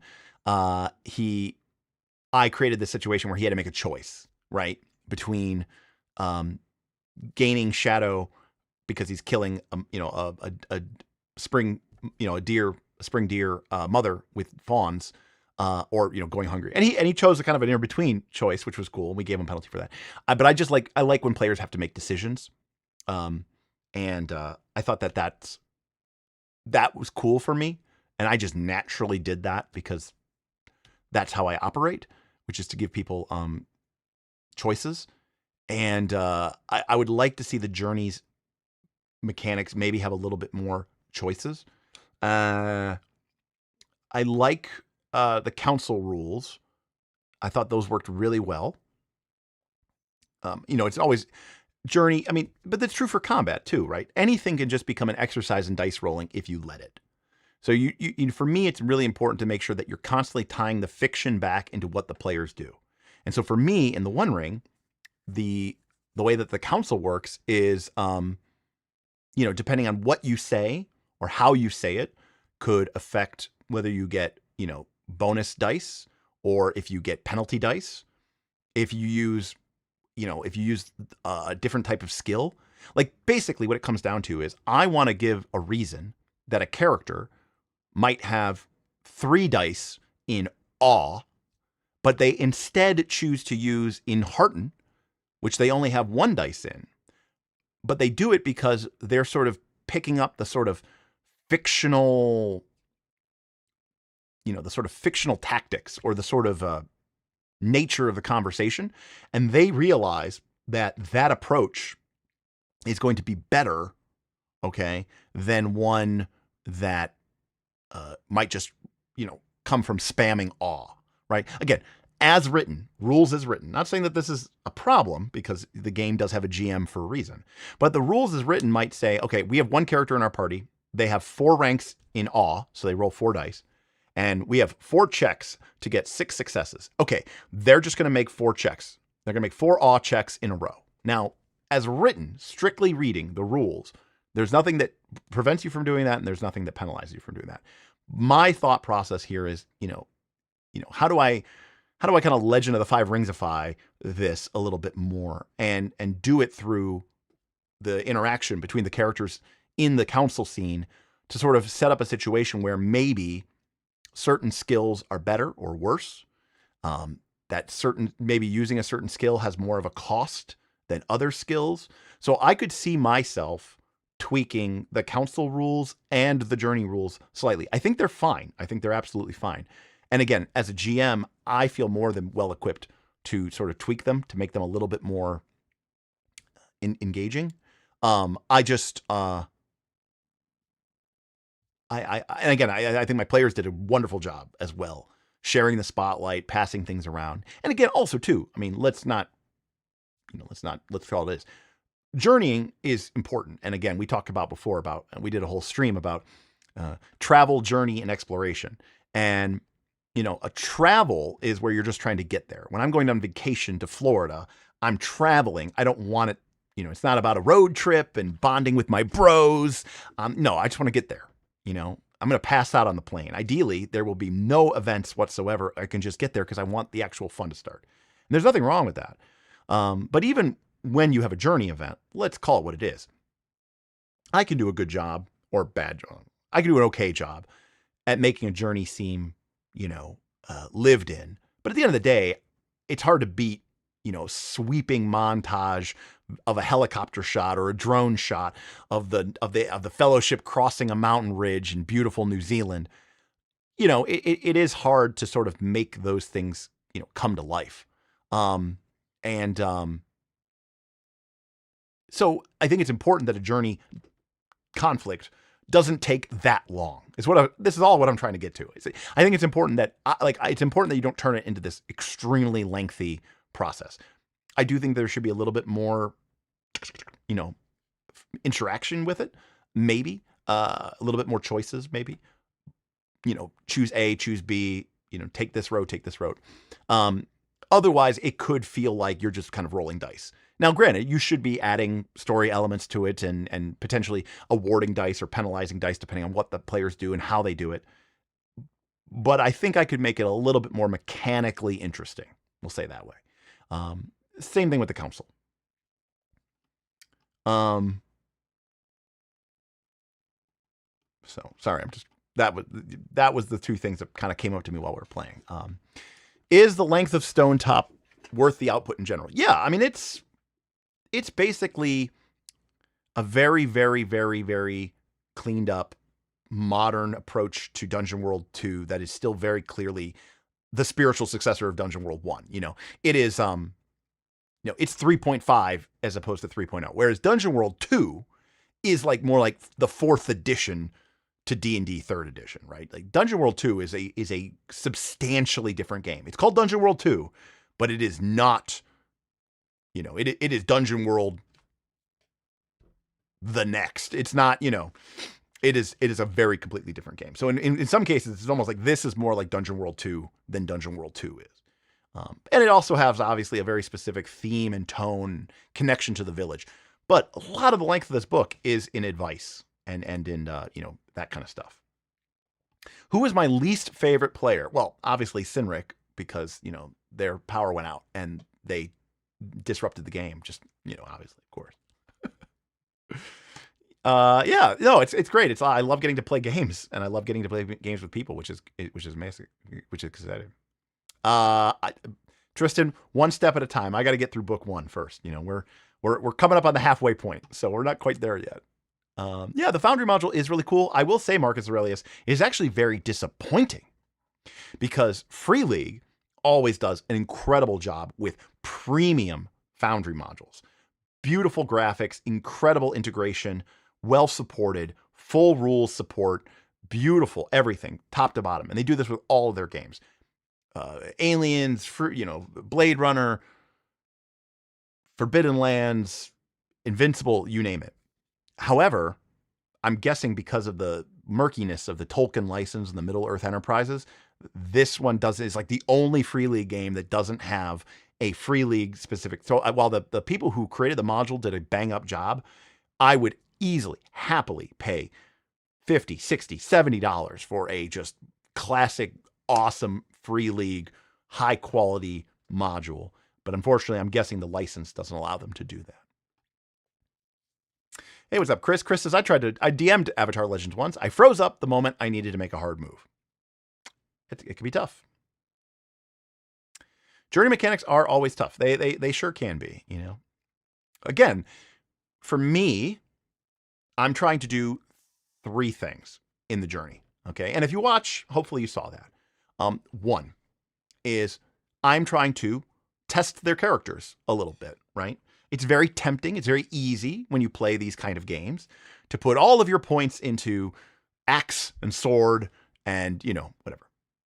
But this game is trying to say, hey, look, journeying, getting there is part of the challenge. It's part of the situation. So I think it's important that we highlight those elements of your character and that there's different elements of those characters. So I think that's important. So that's number 1. Number 2, and this is where I think it's a little rough, is obviously the players have to make choices about who goes into what role and, whatever situation is. But I do feel like we just need a little bit more choice in what we're doing and how we do it. And again, I did that with the hunting role as an example. But that was me adding that, which again, I'm comfortable doing and I'm fine doing it.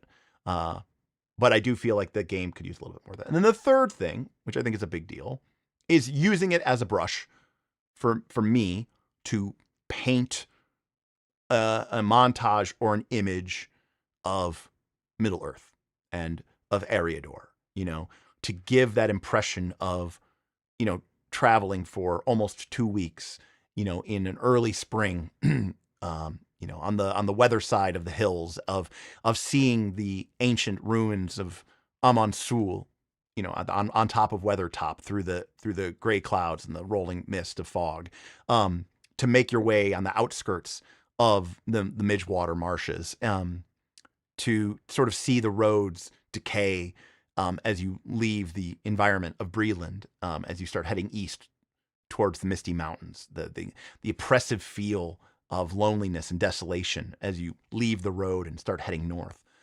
So, painting with those broad strokes without overdoing it and becoming too cringe. It's always a little cringe, right? It's always a little cringe. But if I can use the journey as a way to sort of paint mental pictures for people, to get them feeling a little bit more immersed, then that's a win. So journey mechanics aside, what I'm really trying to do, and again, I think the journey mechanics kind of reinforce that, right? With the fatigue gain and the nature of those events. I remember I think it's on thing, but when we were running the One Ring box set with Bob and Tim, they had an event where it was like despair. And I think what I did is I had it that they came across a farmstead, where, sort of an isolated farmstead, that the people were dead. There were no signs of them, but there were signs of orc work, right? Like clearly this farmstead had been attacked, had been raided by orcs some time ago. And, and it wasn't like there were dead bodies everywhere, but, you could see the signs of, and it maybe had been weeks or months, but clearly orcs had come here and either killed the people, enslaved the people, right? And that sense of dread, that sense of shadow, I think is an important aspect of the game. So I can use that environmental storytelling while also mechanically, fucking with your character and represent the weight of that burden on your heart through the accumulation of shadow. Anyways.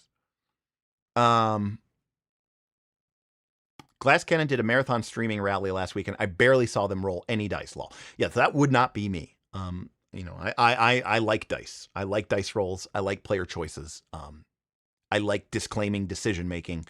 I like leaving things up to chance and up to the dice. Is Daggerheart's fear metacurrency at odds with the underlying PBTA principles where the GM can always make as hard of a move as they want? Well, I think you're a little confused, Sweet Thread. In PBTA, you cannot always make as hard of a move as you want. So I know I'm a little bit behind on the chat, but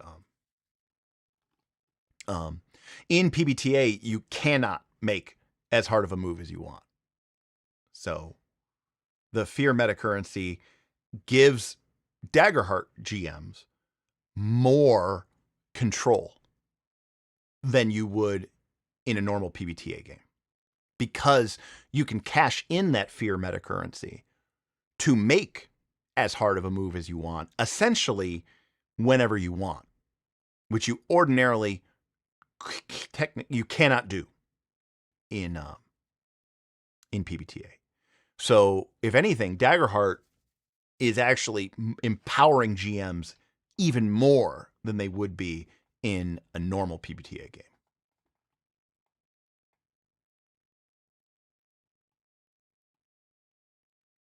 Yeah, but Aaron, like what you say there about, it needs a little bit more GM, for the players and GM. What system isn't like that? I mean, have you ever watched like people play a combat in a D20 game? And you're like, all right, move 3 squares. I'll move there. Okay, miss. And hit 3 damage. I mean, unless that's thrilling to you, I guess. I don't know. Like it can all just devolve into just boring dice rolling. Right.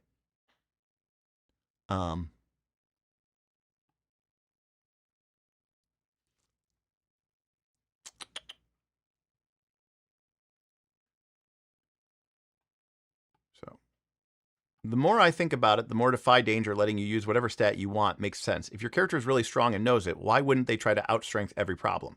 Yeah. I mean, well, because the answer, Christopher, the answer is because defying danger with strength, if you fail, might be more perilous than if you defy danger in a different way.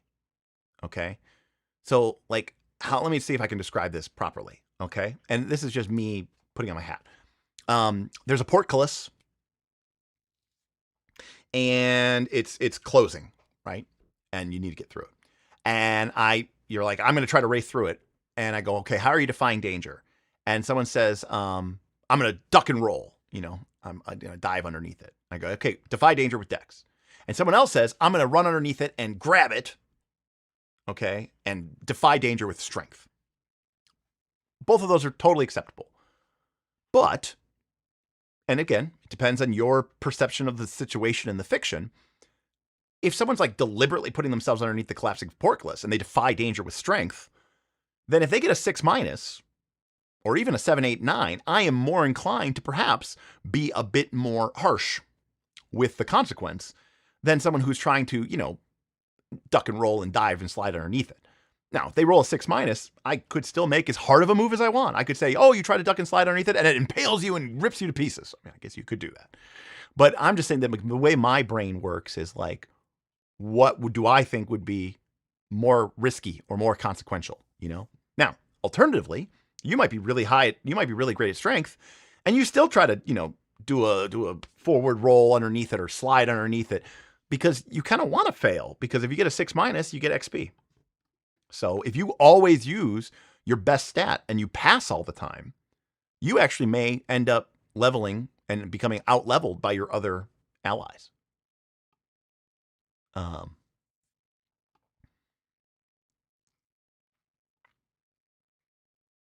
So yeah, John, that is a totally fair take. I understand that for some people it is not it's just not a way that they want to play, or it's not a way that they're used to playing, I think combat is inherently more exciting to most people than journeys, though. It's interesting that you say that. I wonder, you're probably correct, but I wonder why that is. I have my theories, but I actually don't think it's that combat is exciting. I think the reason that combat is so appealing to people is because you get a lot of agency. You get a lot to make a lot of decisions. And I think people like making decisions.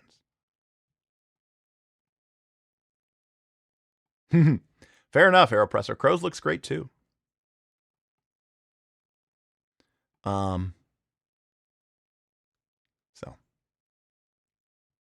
yeah. Yeah, realistically, I know it's hard to do this, but I really think that you should be thinking about the fiction, and you should be thinking about this as a movie scene, and what would, how would your character, what would someone do here? And then just roll the stat that seems appropriate to that, Marcus Aurelius says, or it's just fucking cool because it's combat. Maybe it's just because I've been playing these games for like 35 years. I gotta be honest with you, people. I'm over it. I've done it all. I've fought gods. I fought demon lords. I fought gods in space. I'm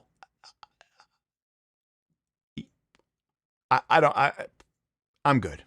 I'm not saying like I don't enjoy it, but like it's just not my thing anymore. I just don't care about combat. So I don't think combat is like fucking cool anymore. Basically, is what it comes down to. Or I should say, at least in a TTRPG. Like if I want to have like a fight, I want to have it like in a war game, where it's like a legitimate fight, right? Like, hey, you've got 12 models, I've got 12 models. You built your skirmish band with 500 points. I built my skirmish band with 500 points. And let's outplay each other, outluck each other, and have a good go at it, right?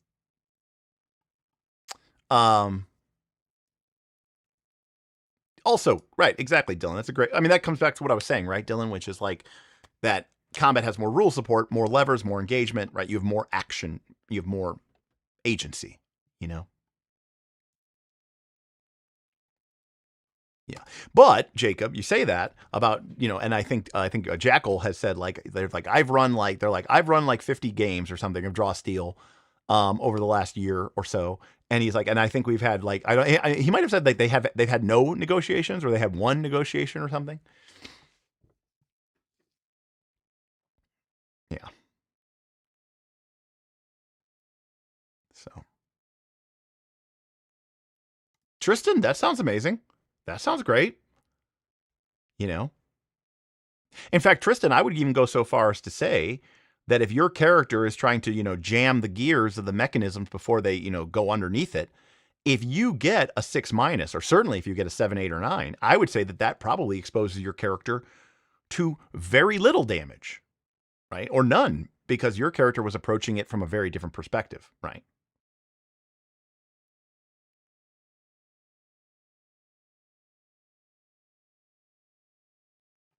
So, Draw Steel's doing very well, as apparently. More classes coming out in the playtest or whatever they call it. I don't know. I still haven't really had a chance to kind of get up into that. Yeah, right. You use your resources up, right? Fiction follows, your axe get max, yeah, of course. It could totally be compensated. Absolutely. Correct. There's a lot of situations, right?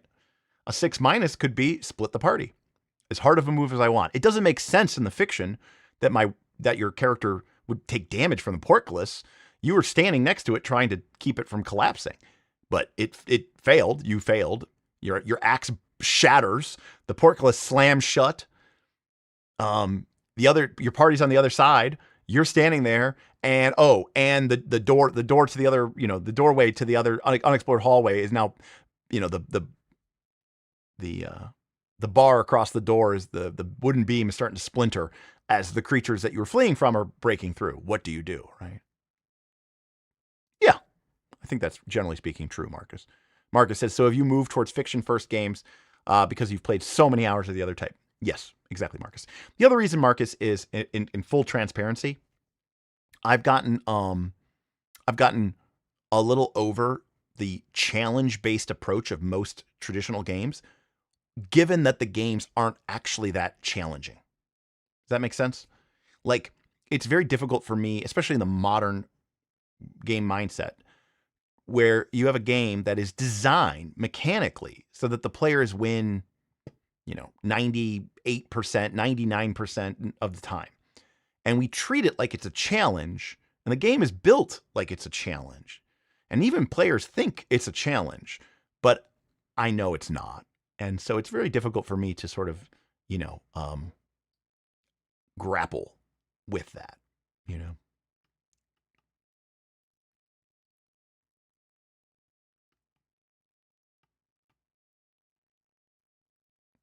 Yeah. So, shout out to, so as I was saying before, we have a, it's not really a sponsor, but there's a link in the doobly-doo down below. But our friend, good friend of the channel, Agile Monk, him and his group, FCW, are running a Kickstarter. They've nearly reached their goal, but they could use a little bit more help. And this is a system agnostic set of tomes. It's a world setting and lore guide, as well as a book dedicated to creating factions, organizations, consortiums, and it's all system neutral. Tons of tables, great advice, examples, pre-made stuff. The art is incredible. Everyone's talking about how good the art is. It really is. It has such a great style. I'm not 100% sure who the artists are, but they're awesome. I would use them in a heartbeat. I think it's such great art. Yeah, it's kind of got it's like an old new style, Tristan. I don't know how else to describe it. But again, not a sponsor. I'm just a big fan of helping support people in the community that are doing it on their own. People like, Tundalus and Trespasser, people like Level 2 Janitor and TactiQuest, people like Garblag Games, doing heroic deeds. The fine folks who made Oathhammer, all those type of stuff. So, definitely check it out. There's a link in the description down below for sure. I mean, I'm sure we could ask Agile Monk. Yeah, I mean, so as an example of this, I mean, not really anymore because my competitive days are kind of over, really. But I used to play Magic the Gathering and Warhammer, and I didn't play like Magic the Gathering the way that people play Commander, and they're like, hey, let's sit around and have fun. I paid money. I flew across the country or, to different countries to play Magic for money. So for me, you know, competitive Magic was a thing. And same thing with Warhammer, you know. Tournaments or at least just playing straight up to, you know, try to, you know, crush my enemies, see them driven before them, and to hear the lamentation of their women was definitely my goal. So I did that. And even like when I played video games, people talk about video games. When I played video games, I played two types of video games. Well, I should say, I played a bunch of video games, not a bunch, but I played two genres. One, games that literally don't have a point. No story. There's no winning. I played like SimCity, you know, or City Skylines, or, you know, things like that, where it's just like, you kind of just play until you're bored, or you just play to see what happens. You know, you just play. Or I would play competitive games online against other human beings. Even when I played World of Warcraft, I mostly PvP'd. When I played, you know, MOBAs, I didn't really like most of them, but I loved Heroes of the Storm when it was a thing. I used to play StarCraft in the ladder matches against other human beings. I used to play, you know, back in the day, Halo, Quake, Unreal Tournament online. You know, I'd play death matches. I'd play, you know, Team Fortress. I'd play against other people, Counter-Strike, that type of stuff. So I either played video games that were competitive or I played video games that had no point. The only exception was really JRPGs. And, you know, or I guess RPGs, right? Like action RPGs, because I guess Diablo is technically an action RPG. But I started to lose a lot of interest in JRPGs and in action RPGs when they started becoming more about story. When they started having directors and writers and cinematographers and script supervisors, and the games became more about cutscenes and dialogue trees than whatever it is that we were supposed to be doing, going on adventure, I guess. Anyways, and that's when I kind of got out of those games as well. So, but the appeal of like, here's a hard game that's challenging, but you're not playing against any humans. I get nothing from that. Like beating that doesn't make me feel anything. Really. For some people it does, by the way. Respect. It just doesn't for me.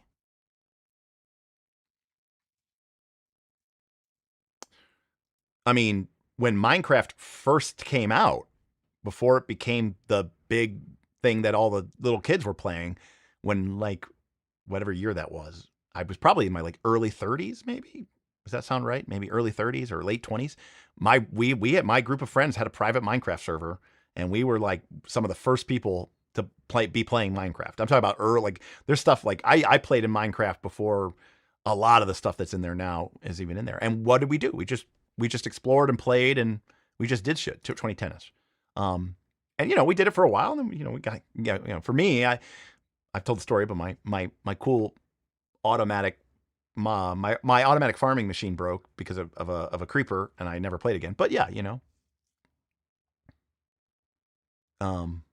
Yeah, I don't know if I was quite like the beta time, but we played pretty early on. So, and again, I liked it. It was fun, you know.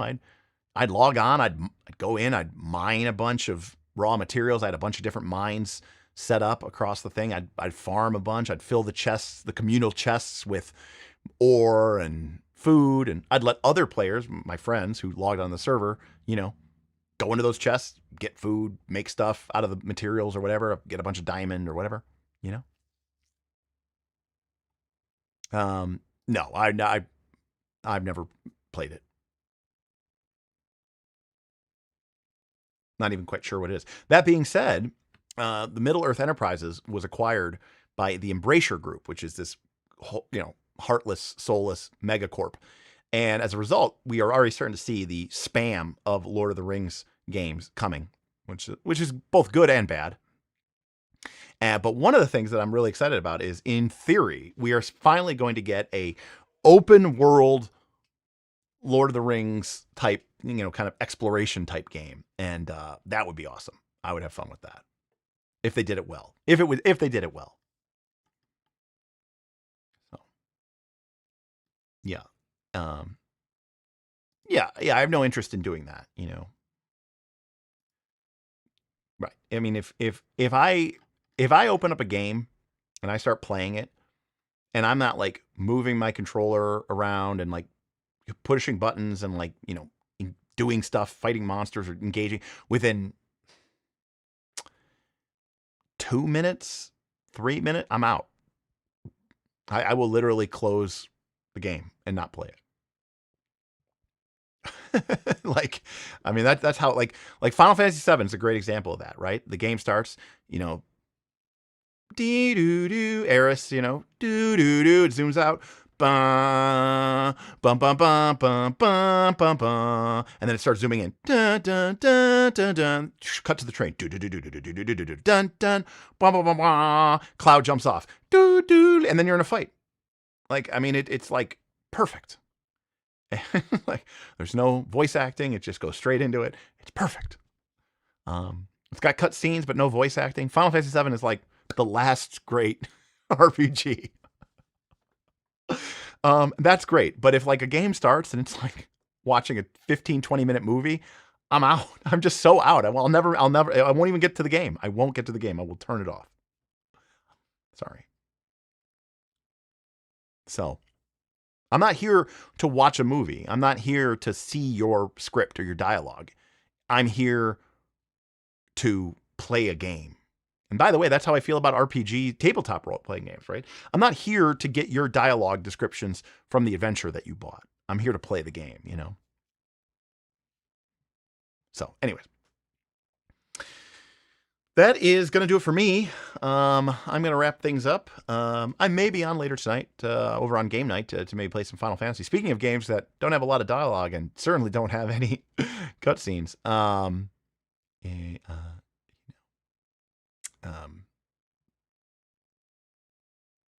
That game for sure. But I look forward to more Stonetop again. Thursday we're gonna be back. We're gonna be doing Pico, the follow up from Felix Isaacs. So that'll be really cool. And then yeah, I mean maybe we'll do some maybe I don't know if we can find some time. Maybe we'll do some more BX Missing Lord Fellowship of the Bling. It'd be fun to do that. And yeah, if you want to support this channel, keep in mind that we do have a Twitch account that you can somewhere. I don't even know where it is. There we go. Twitch Prime sub. You get one of those for free every month. Use it or lose it. Give it to me. Give it to somebody.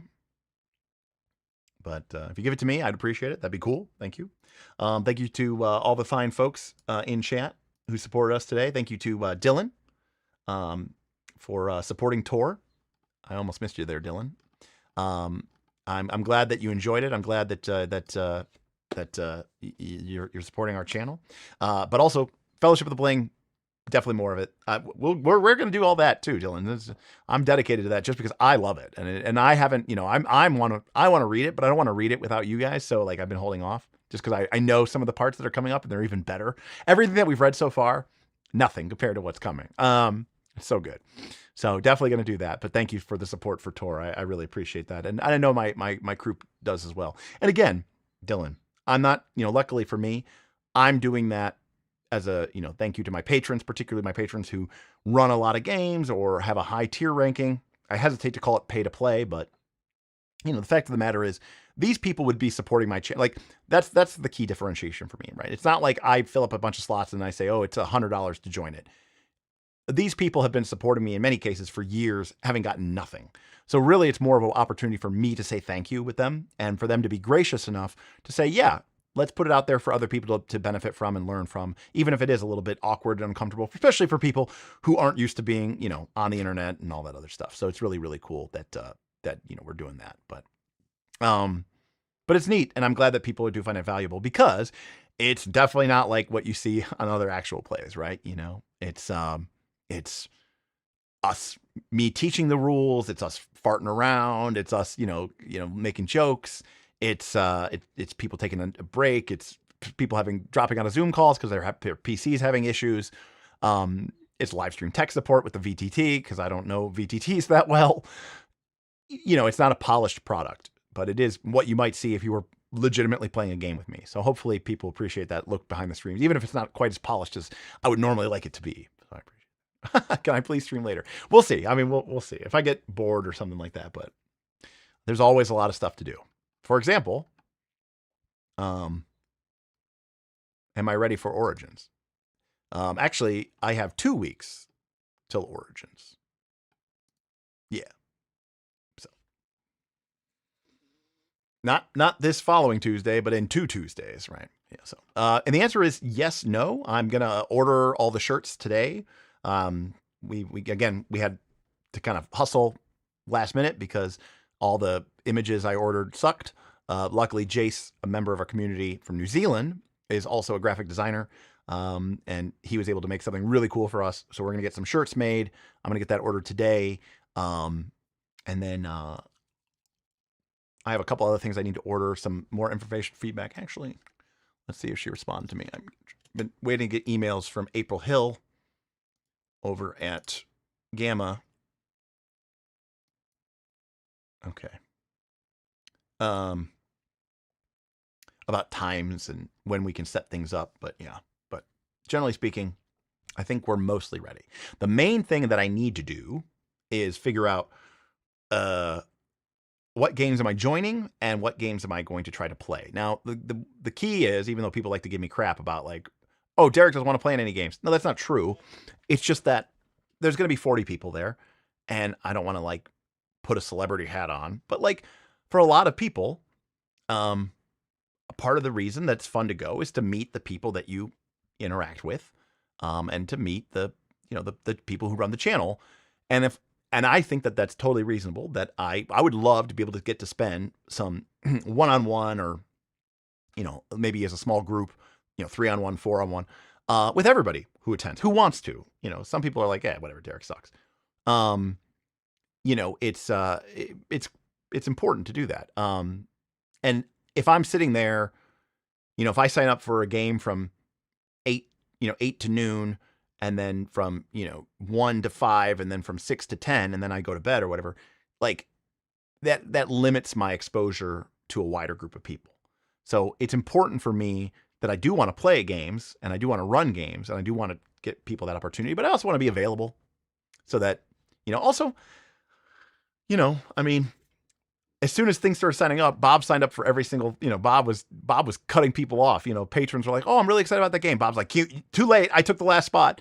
But someone's got to run this thing, so like, there's gotta be some adults in the room, like Bob's like, I'm here to game, which is great, which is Bob brings that energy, so I appreciate that. But, I also need to like, hey, I might need to run and get more, water for the group, for the room, or if someone's having a problem with something, or getting people their merch and their shirts and stuff like that. So there's some stuff that I need to take care of as well from an administrative point of view. So we'll see. It's my first time doing it.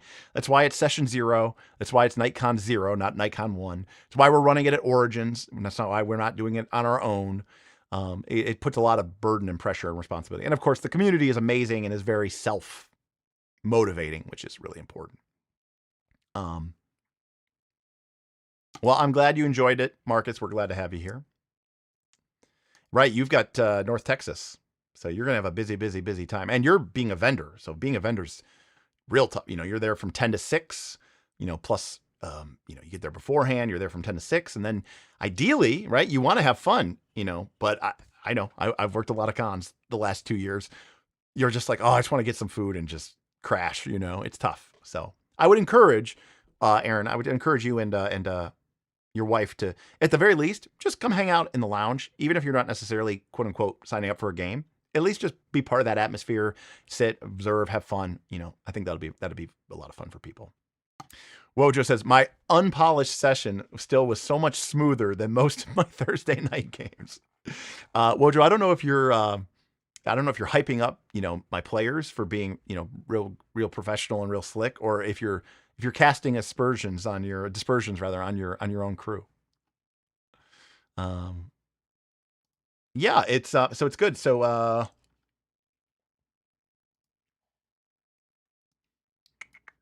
pulling it up.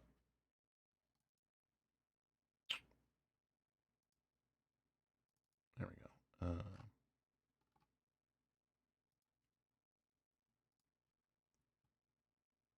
I download this? Download. I would like to continue with download. There you go. Oh, wait. There we go.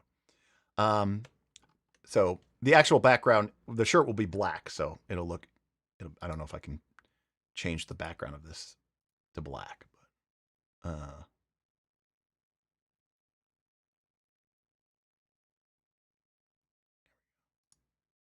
oh, apparently I can't change the background of this to black. Anyways, so this is the logo that Jace put together for us in Adobe Illustrator. Basically takes the it's a little bit of both of one of our original ideas, which I really liked. So there's a lot of really cool little like Easter eggs in here, which is like the little guy on the shoulder is Crit, who is the mascot of Origins. So even though it's NightCon, right, it's still taking place at Origins. So I wanted that like little tip of the hat to that. So this is Crit. He's the mascot for Origins. And then like this is the Columbus skyline behind him. And it's real graphic. It's got that fun logo thing. And so we're going to actually, so we're going to put this together. And I think this looks amazing. This is exactly what I wanted. And again, Jace is a professional. And I hate asking, and I told him straight up, I'm like, I can't afford you, a little bit, KC, that's another nice little tip of the hat there, little OH, So he did do a version with the numbers, but I asked him to take them off. So we did a little bit of back and forth on this, but all in all, I'm extremely happy with this. So we're going to do a shirt like this. And then I'm also with like a big logo on it. And then I'm going to also order, this is brand new. This is the hype that you guys haven't seen before. I'm also going to have him do a black and white version. Or he did a black and white version. And I'm going to do a simpler shirt that just has that logo up here on the breast pocket. And I'm probably going to do it like on a maroon colored shirt. So it'll be a little bit, simpler. It'll be a little bit cheaper, because it's just, white. And it'll be a smaller print. The size of it actually doesn't really matter. It really depends. How many colors are there? And are you printing on multiple sides or not? But just having a single color, like on the breast, just to make a real simple, easy, shirt, I think would be really cool too. So, for people who want something a little bit more, toned down. And then potentially, I say, will there be a mouse pad? Probably not. Now I may try to get some stuff done. That I don't know what the turnaround time on that stuff is, so I gotta see. But I do kind of want to try to put. I mean, what it really comes down to, in all honesty, folks, is how much money. Now I was blessed because we had folks like Tigger, GM Scott, Erica, Aaron from Mad Dragon, who all put a bunch of money and sponsored this. I've said it before, I'll say it again, Tigger, a NightCon badge is $50. Tigger dropped $2,000. I was prepared to lose, $1,000 or $1,500 on this process. But I never want to be in a situation where I was asking people to pay $200. I mean, the badge to Origins is like $100. So, they fortunately have afforded me the ability to do this, but I don't want to like really make money either. So I'm really trying to figure out like what is going to be my all-in cost. And then if I have like an extra $750, if I can get some stickers or patches or notebooks made or something like that, I absolutely will. And if I can get it done in the next, 15 days, cool. If not, NBD. But, oh, Keith, absolutely,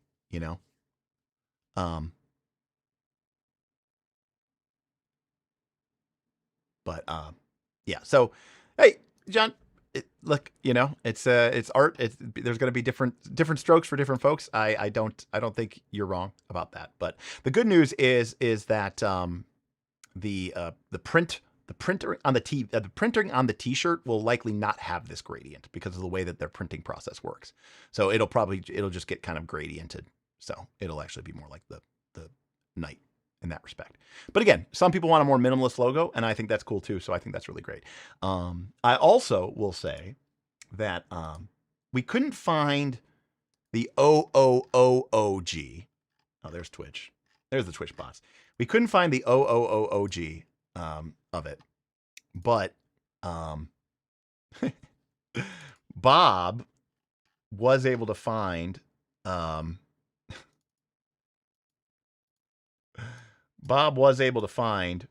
this legendary picture of his character art that we had commissioned, that we paid a good chunk of money, by the way, for to have his character art made for his one character, which was Droga Tubos.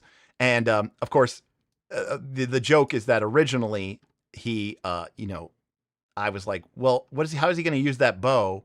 And then they made a second piece of art, and then they had it hanging from the crook of his elbow. And try as hard as we could, Bob and I could not find that piece of art. And it looks like the artist even deleted it from the Fiverr account. So this is the only picture we have of Bob's character with two bows. And I really kind of want to make a shirt with this character on it. No, we're done, Travis. We're just been talking about stuff. So if I can get this done, this is a total bonus, but I might make a couple of two bows shirts. So we'll see. We'll see what I can come up with just for fun. We're all in the funsies mode now. So yeah, again, thank you everybody for joining. Thank you again to all the incredible people who supported us: Dylan, Scotty, Edward, Tasty Trekkie, Dirty Phil, and thank you to Agile Monk for 17 months of membership. And again, if you're interested in checking out a pretty cool situation, pretty cool book Kickstarter, there's a system neutral. It's the link down below. 2 bows, 1 cup. Actually, so I was working. I came up with a couple lines, and I was trying to use AI to help me like workshop or brainstorm the idea a little bit. And then of course it kept trying to make the image, and I was like, no, I have an image. Stop making the image. I just want to, do it. But so it replaced, I want to just use to be clear, I want to use this absolutely terrible, sketch art here, of this. But, but this is what AI, like, well, I told it what to write, obviously, because it didn't understand Pathfinder 2. But what I want it to do is I want it to do something like, can I open this? Oh, cool. I want it to do something like this.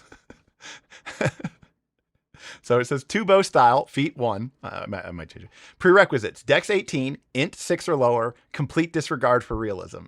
And then the flavor text is, you have rejected conventional archery in favor of simply using more bow.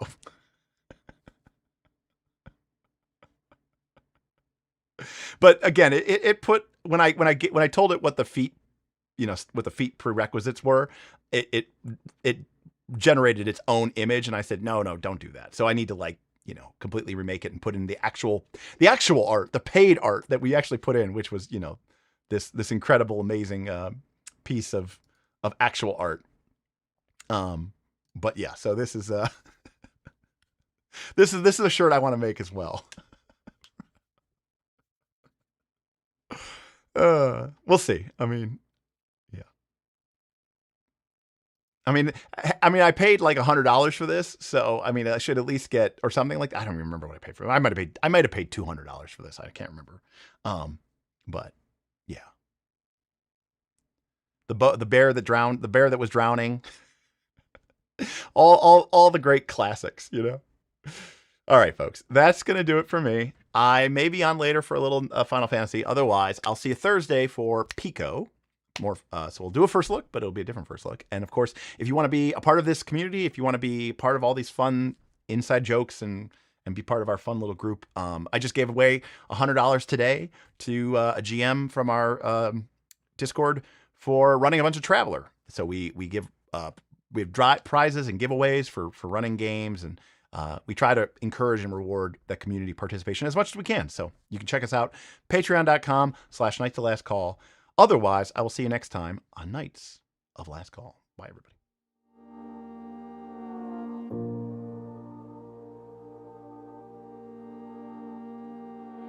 RPG.